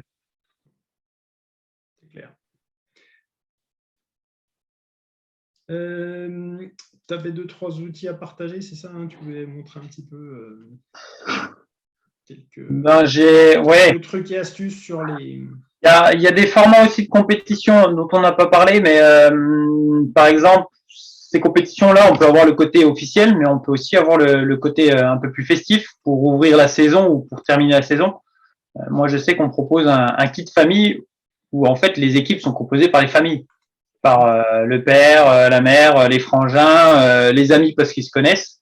Et nous, on propose aussi ce format kit athlé aux familles. En début de saison, ça permet aussi de montrer comment se déroule une compétition, pour un petit peu ôter ce côté Jeux Olympiques, ils sont en compète, il faut absolument qu'ils soient performants, mais montrer que c'est plutôt fun, sympa. Montrer aussi que les jeunes peuvent des fois être entre guillemets plus forts que les parents sur certaines épreuves. Alors, rarement quand ils sont en éveil première année, mais des poussins qui savent utiliser une perche comparé aux parents à côté, ils peuvent vite faire la différence. Donc ça peut aussi. La course d'endurance, hein. Moi j'ai vécu le cas d'une course d'endurance où le père était dégoûté parce que le gamin lui avait mis une volée.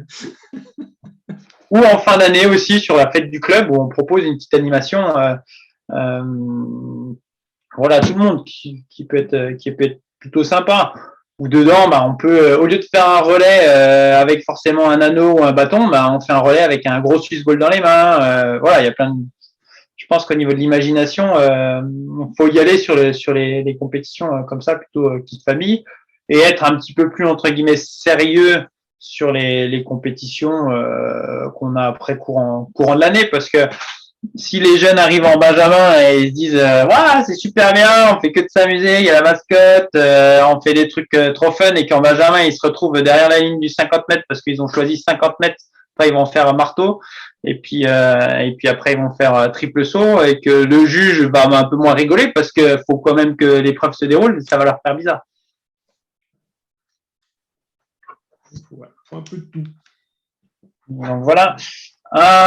Autre chose aussi sur ces animations-là, Quentin, je pense que tu seras 100% d'accord avec moi, c'est avoir ce côté un petit peu animation, pas forcément colo, mais ou accueil de loisirs. Bon, on a vu de toute façon sur le cross, la vidéo de cross, pardon. Voilà, où c'était un accueil de loisirs qui était venu en fait faire cette activité-là. Et pour réfléchir sur l'organisation, un petit peu avoir ce côté presque grand jeu. On avait, si je me trompe pas, ça devait être dans le Grand Est, ils avaient proposé à des scolaires de faire des épreuves athlétiques, mais avec une histoire plutôt médiévale, en mettant en place des ateliers. Au lieu de faire je saute d'obstacle en obstacle, c'était comme si j'avais des pierres, fallait que j'aille sauver la princesse de l'autre côté. Voilà, il y a tout ce côté-là qui peut être mis en place, mais ce côté un petit peu animation, on l'a vu au DSA, nous on a une mascotte, moi j'ai fait de l'animation aussi. Quentin il l'a fait, il nous a quand même bien filé un petit coup de main sur l'échauffement. Petit côté fun, on met un peu de musique pour l'échauffement. Pensez aussi plutôt sur le côté organisationnel, quand on fait un grand jeu, comment on s'organise au niveau de sur le stade, comment on place les ateliers, dans quel sens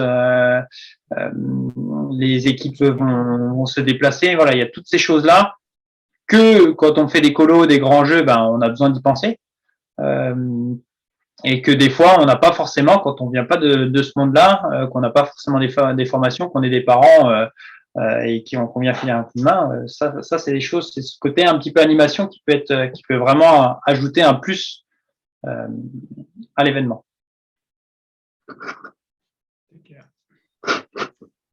J'avais quoi d'autre? J'ai des outils, après vous pourrez me demander, j'ai mis en place, on avait dit c'était sur les temps morts. Les temps morts de la compétition, il y a un gros point noir pour l'instant. Moi, j'ai pas trouvé de solution. Mais c'est au début quand les équipes arrivent. Si on veut avoir un classement par équipe, entre les inscriptions qu'on a eues la veille ou l'avant-veille et le jour même, il y a toujours des jeunes qui peuvent être absents, ils sont malades, ou des jeunes qui ont oublié de se rajouter. Donc, ce serait dommage d'avoir des gens motivés de dire non, désolé, vous n'êtes pas inscrit depuis 2 jours. Vous pouvez pas participer, on n'est pas sur des championnats régionaux, interrégionaux. Donc il y a toujours ce petit côté au niveau du secrétariat qui prend énormément de temps. On arrive petit à petit, je trouve, à s'en sortir, mais il y a toujours un gros temps mort à ce moment-là. Pareil, quand tout le monde se déplace pas en bus, le temps que Pierre, Paul et Jacques arrivent chacun de leur côté avec le bus, avec le tram, avec leurs parents qui ont oublié l'heure ou qui ont déposé la petite sœur à la gym juste avant. C'est un petit peu sur l'organisation le point mort. On a du mal à se lancer. Il y a des jeunes un petit peu partout. Je sais pas s'il y en a qui ont des solutions, mais voilà, c'est le moment un peu plus compliqué qu'on peut combler à un moment donné par lancer un échauffement collectif. Alors on a mis en place le côté un petit peu Zumba. On a des danses avec des chorégraphies avec les jeunes. Au moins on les captive. On peut gagner facilement un quart d'heure comme ça. On les amène autour du stade. On va faire des petites gammes sous forme de jeu, des petits sauts, des petites courses, voilà, pour les échauffer, pour les mettre aussi en mouvement, en activité avant qu'ils aillent directement sur leurs ateliers. Donc ça, c'est des petites astuces qu'on peut avoir pour essayer de gagner 15 minutes. Mais pour l'instant, pas trop de solutions pour en gagner beaucoup plus. Bien entendu, plus vous accueillez de jeunes, plus potentiellement ça peut mettre du temps. Moins il y en a, plus c'est simple. Attendez, je reprends un petit peu ma fiche, j'en suis. Ouais, si je reste sur le secrétariat aussi, donc j'ai mis en place un document Excel qui permet de rentrer des résultats et de faire des classements automatiques.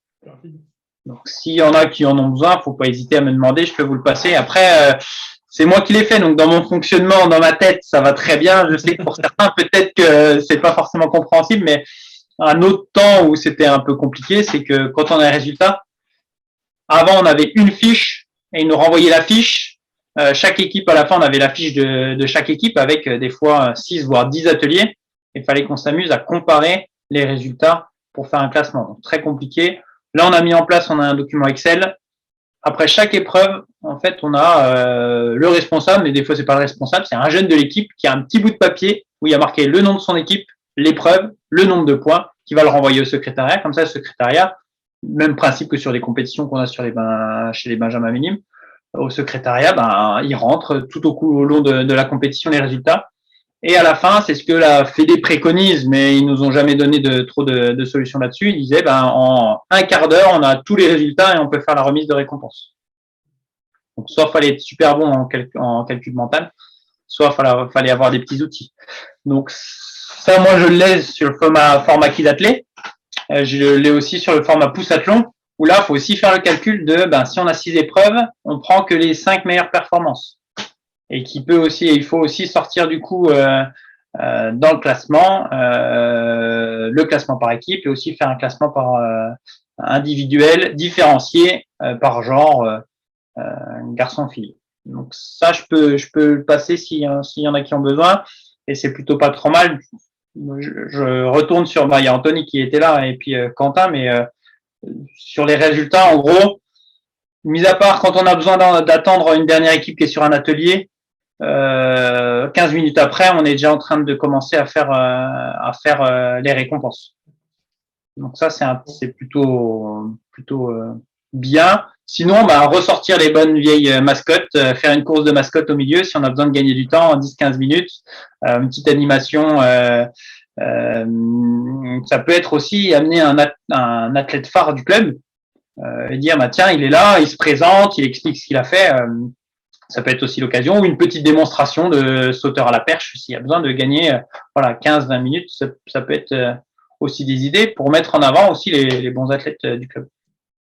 Et sinon, en termes pour tuer le temps, vous pouvez aussi mettre un relais final hors classement aussi pour vous mettez un relais final avec toutes les équipes hors classement, et puis du coup ça permet aussi de tuer le temps, le quart d'heure ou les 20 minutes dont vous avez besoin pour faire le classement.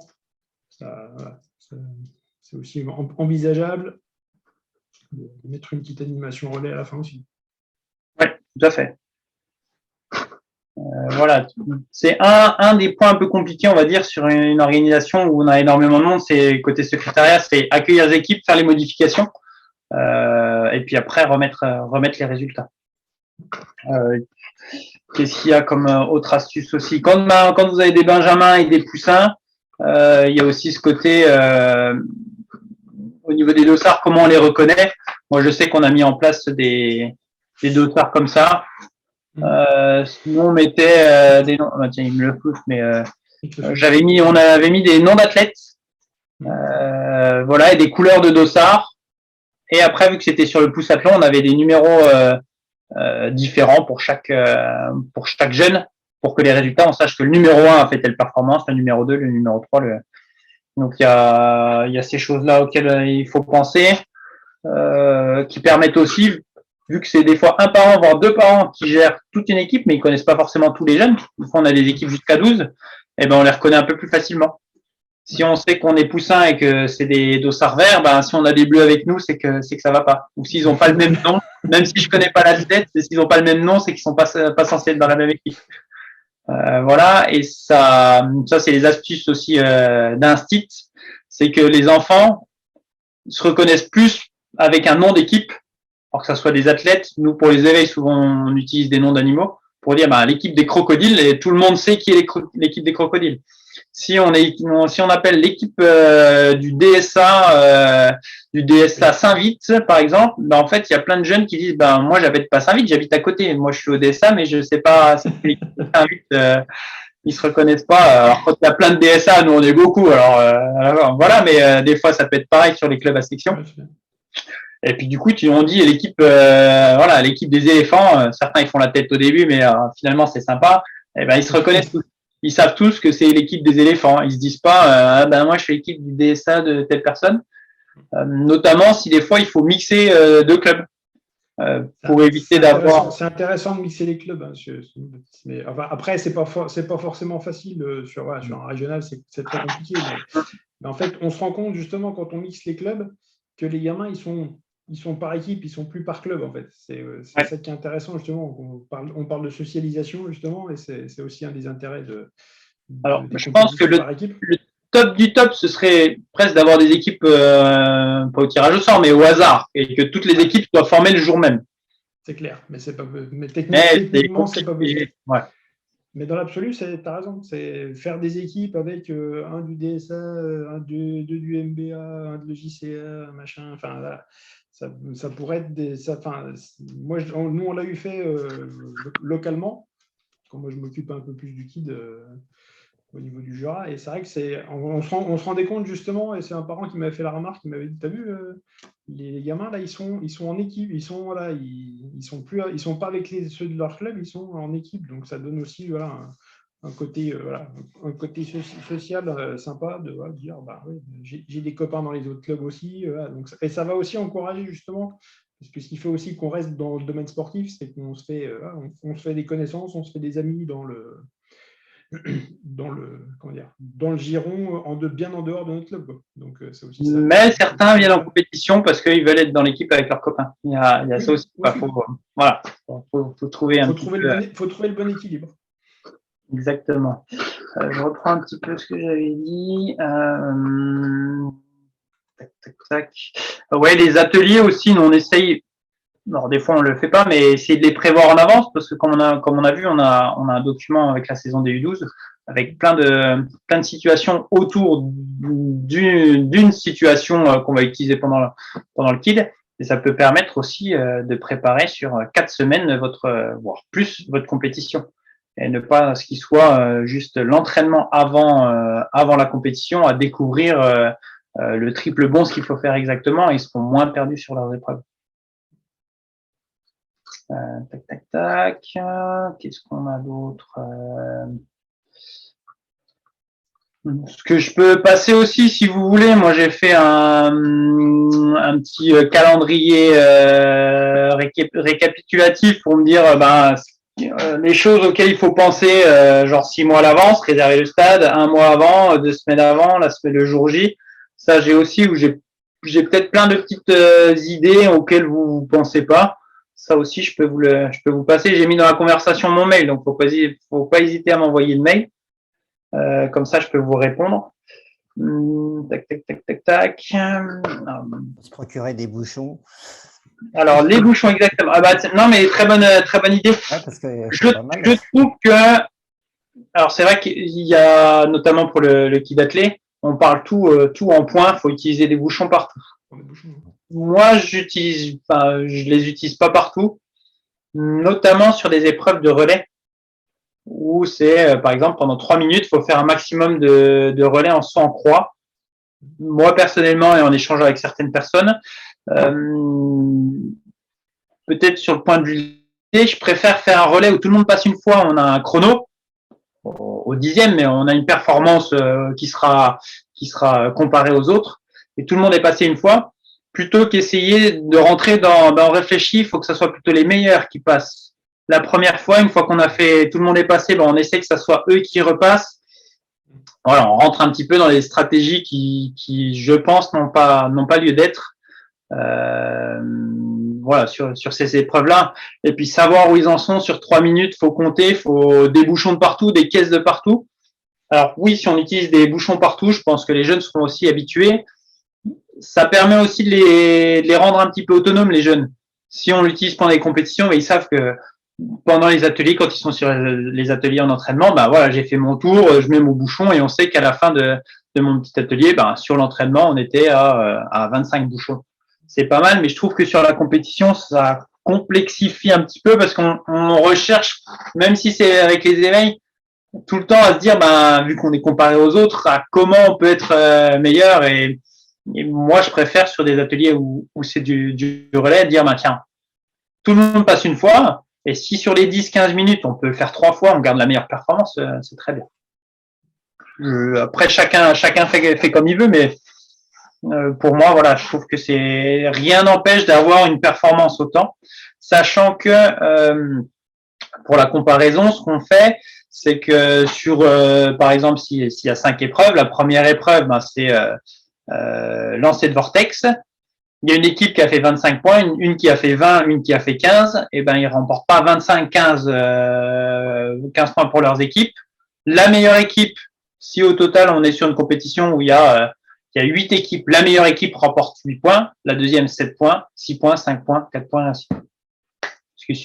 Des fois, il suffit juste qu'il y ait une équipe qui soit forte sur de l'endurance ou sur un tel atelier, puis mettre déjà plein de points d'avance sur les autres, et on récompense plutôt le fait qu'ils soient forts sur un atelier plutôt que sur la globalité de l'exercice. Ça lisse la valeur des épreuves, en fait. Voilà, chaque épreuve a la même valeur.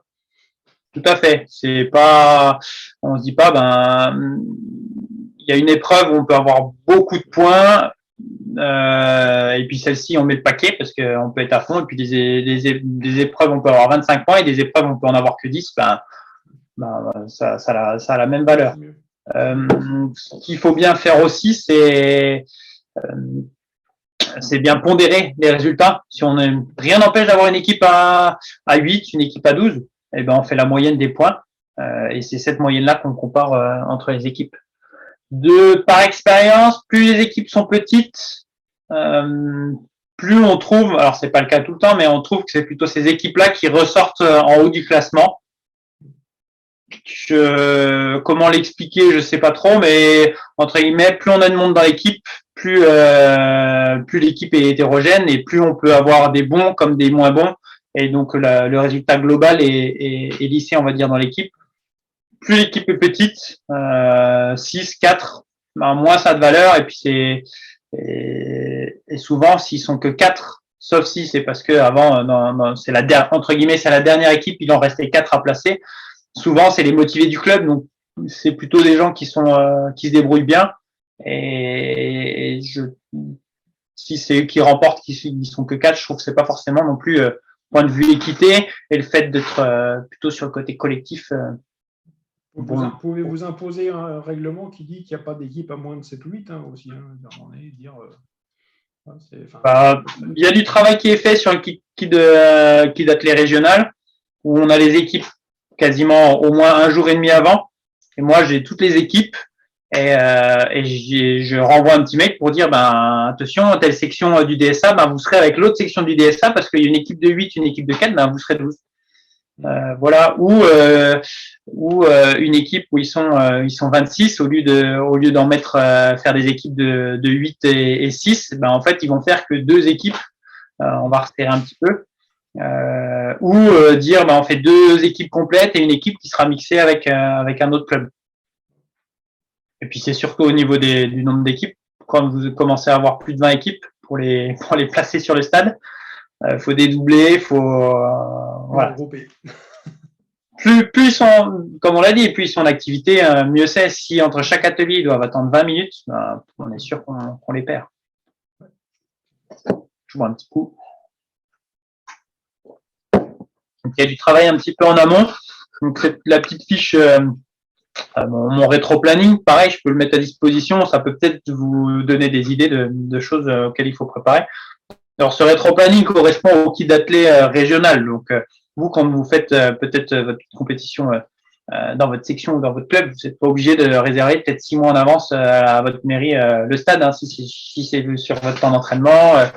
Il n'y a peut-être pas besoin d'envoyer 2 mois à l'avance à tout le monde les épreuves, demander d'avoir 2 jours avant à peu près les compositions des équipes.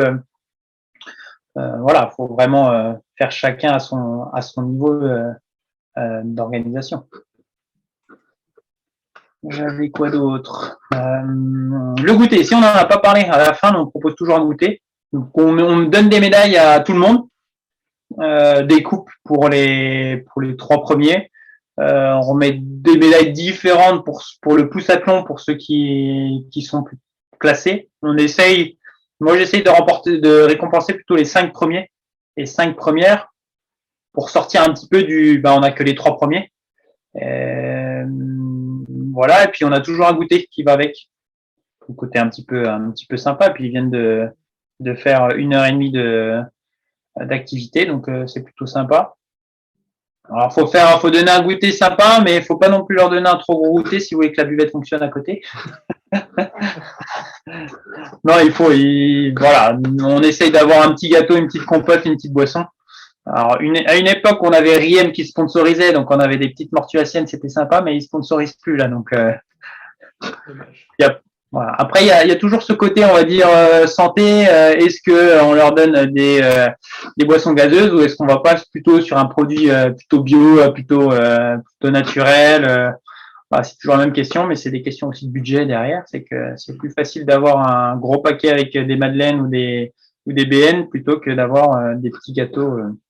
Même si normalement, j'ai essayé pour l'an prochain d'aller voir avec Super U qui propose des petits pains au chocolat. Voilà, là on est sur du détail, mais ça peut être vraiment sympa. Tac. Ouais, c'est un petit peu des petites idées que là j'ai en tête vraiment sur le côté organisation. Vraiment, faut pas hésiter à réfléchir un petit peu en avance, puis noter ce dont vous avez besoin.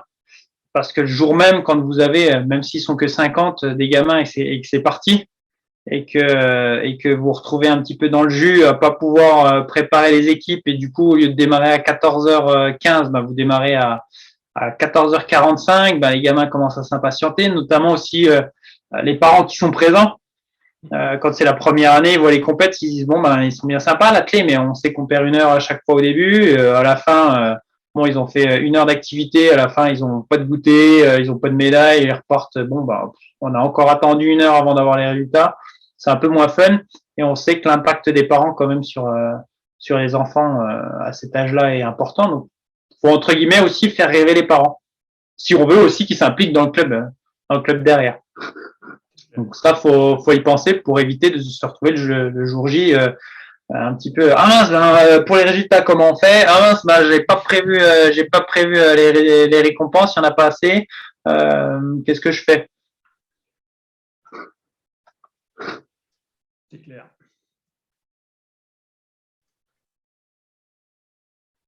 Et puis voilà. Baptiste réfléchit. Non, je regardais, ça reprend ce que je viens de dire. Nous, on essaye de définir au moins 1 semaine avant. Moi, j'ai mis 2 semaines dans mon rétro-planning, mais bon. Avoir un peu des postes de responsables, un petit peu comme on peut faire sur les compétitions un peu plus traditionnelles. C'est avoir, là, sur le kit athlé régional, on a réussi, parce que j'ai un apprenti avec moi. Je l'ai mis responsable des ateliers. Donc, lui, sur l'organisation, il avait en charge la préparation du matériel et la mise en place des ateliers, pendant que moi, j'étais plutôt sur le secrétariat. Ça permet aussi de se concentrer un petit peu plus sur les tâches à faire. On peut avoir aussi un responsable buvette, on peut avoir quelqu'un au micro qui s'occupe de l'animation. Il faut pas hésiter aussi à demander à des parents pour la buvette d'y aller, ou quelqu'un qui aime bien parler au micro. On n'est pas au championnat de France élite, on ne demande pas au speaker d'expliquer la performance de Sacha Zoya sur les haies et de lui faire une interview derrière. Non, c'est bonjour, il est telle heure, c'est prévu, il a le planning. À 14h, on part sur l'échauffement collectif. 14h15, on va attaquer les ateliers, et toutes les 15 minutes, dire on a fini le premier atelier, vous pouvez boire un petit coup, puis vous rejoignez le deuxième atelier. Je pense qu'il y a des gens qui seraient vraiment sympas, attirés peut-être pour faire ces choses-là. Ou être à la buvette, faire des crêpes, parce que c'est sympa. Ils peuvent en manger de temps en temps tranquillement, ça fait du bien aussi.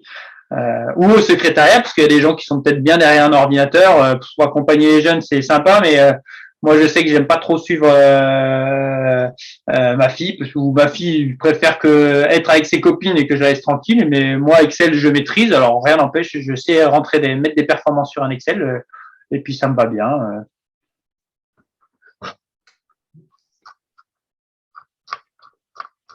Ok. Voilà. Merci Baptiste. Est-ce que De vous rien. avez des questions encore pratiques ou autres? N'hésitez pas. On est déjà un peu débordé, mais c'est pas grave, on a le temps. On est entre nous. Non, c'est bon, mes 2 filles sont dorment déjà, donc je suis tranquille, hein, je suis là Ouais, juste. t'es tranquille. Ok. Bon, bah, écoute, visiblement, on a été très clair, puisqu'il n'y a pas de. Non, je pense qu'il faut sortir un petit peu Quand on a commencé avec le kid athlé, on a mis des freins un peu partout en disant faut arrêter de faire que des compétitions tout le long individuelles, faut faire que du collectif et puis que du ludique. Je pense que là, on a un outil vraiment qui a évolué depuis. Je crois que moi j'ai été formé en 2012 dessus. Ouais, Donc, premier kid régional, ça doit être 2010, je crois, quelque chose comme ça. Ouais. Donc ça a pas mal évolué. On a vraiment aussi cette progression de éveil première année à poussin. On peut quand même permettre de faire sentir aux jeunes qu'on progresse et qu'on l'amène petit à petit à une pratique qui retrouvera sur les catégories d'athlètes un peu plus traditionnelles qu'on trouve à partir de Benjamin, puis en Benjamin qui vont progresser vers minime, puis minime vers cadet et ainsi de suite. C'est ça. Et puis si en plus vous intégrez bien le pass athlé dans l'année, enfin dans les différentes années, vous avez aussi des vrais outils de progression du jeune. Il va voir qu'il avance, il va voir qu'il progresse, il va voir qu'il est de plus en plus à l'aise dans plein de domaines. Et donc ça encourage aussi à revenir. C'est des vrais outils de fidélisation aussi. Effectivement, comme le dit Baptiste, on est passé d'un excès à un autre, c'est-à-dire qu'on a voulu vraiment sortir de l'athlé calqué des grands sur les petits. Donc à un moment donné, on a carrément arrêté tout le système de compétition chez les jeunes, machin. On voulait effectivement faire que de la motricité, que du ludique, machin. Et en fait, voilà, maintenant on a remis le curseur où il fallait, je pense. Parce que sur les 7-9, être vraiment dans motricité, équipe, ludique, etc., je pense que c'est vraiment bien adapté. Et effectivement, le côté charnière chez les poussins, de commencer à leur faire goûter à ce qu'ils vont avoir chez les plus grands, je pense que c'est vraiment la bonne. On pense que le curseur, pour moi, il est assez bien placé à l'heure actuelle. À voir, effectivement, comme disait Baptiste, peut-être que dans 10 ans, on aura tout changé parce qu'on se rendra compte que ce n'est pas ça qu'il faut faire. Mais au moins, on aura essayé on a accepté aussi que on a fait des erreurs par le passé, on en a fait plus récemment, et puis voilà, on réaménage, on teste, on essaye, et puis on va arriver à trouver, je pense, quelque chose je pense qu'on a déjà, pour moi, on a déjà vraiment quelque chose qui tient la route. Avec, si on prend vraiment l'évolution telle qu'elle est proposée, je pense qu'il y a vraiment des choses intéressantes à faire en termes de formation des jeunes, et et encore une fois, les amener vers la performance, leur performance à eux, effectivement, tout le monde ne sera pas du très haut niveau, mais au moins qu'il y ait un socle commun de formation et des bases qui permettent aux jeunes d'exprimer leur meilleur niveau, leur haut niveau à eux, en fait. D'être à l'aise dans ce qu'ils ont envie de faire. Là, on balaye vraiment toutes les épreuves de l'athlétisme de manière adaptée, mais nous, je sais qu'on se sert un petit peu des résultats des compétitions, notamment sur le poussathlon, pour se dire, ouais, en fait, nos poussins sur le triple bond, ils sont pas très bons. Mais pourquoi? Et on se pose la question, est-ce qu'on propose des situations sur du triple saut et du triple bond assez dans nos entraînements ou pas? Voilà, c'est des outils aussi comme le pass athlétique où c'est un petit peu le bilan de nous ce qu'on propose et puis on adapte chaque année en se disant oui, en fait, comment on peut avoir des benjamins ou même pas, ou des bons lanceurs de marteau ou sur la ballonde si on leur en a proposé que 2 fois dans l'année? Comment on peut avoir des marcheurs si on propose que 3 entraînements parce qu'il y a un kid où on fait de la marche et qu'on n'en propose jamais? Comment sur le kid cross on peut leur permettre de courir 8-10 minutes, peut-être avec des temps de pause, si aux entraînements, on dit non, il faut plus qu'ils courent et on propose plus rien. Donc, voilà, on a plein d'outils qui permettent vraiment de balayer, et puis pour que aussi chaque jeune puisse se retrouver un petit peu dans les disciplines qui leur correspondent et qui leur plaisent. C'est clair. Bien. Eh ben, écoute, je pense que s'il n'y a pas de... J'ai mis mon mail dans le chat, donc n'hésitez pas. Enfin, sur les différents documents que j'ai, moi je veux bien les partager. Vous m'envoyez un mail, c'est plus simple. Comme ça, j'ai votre mail et puis je peux vous le renvoyer. Voilà, je pense que c'est plus simple. Très bien. Bon. Eh ben, merci Baptiste pour ce partage. Merci à tous pour votre participation. Et puis, voilà, vous avez le mail de Baptiste. Moi, si vous avez des choses à me demander, vous avez mes coordonnées aussi. J'ai enregistré, donc je mettrai la visio en ligne, s'il y en a qui veulent la revoir, ou je crois qu'il y en a un ou deux qui ont zappé, donc vous pourrez la revoir si besoin. Je vous souhaite une bonne fin de soirée. Et puis, bonne soirée tout le monde. Bonnes vacances pour ceux que je ne revois pas. Bon été. Bonsoir, bonne nuit. Et puis donc, bonne soirée à tout le monde. Prochaine saison de visio, on reprend septembre, je vous informerai. Ok. Merci beaucoup et bonne soirée à vous. Merci à vous, bonne soirée.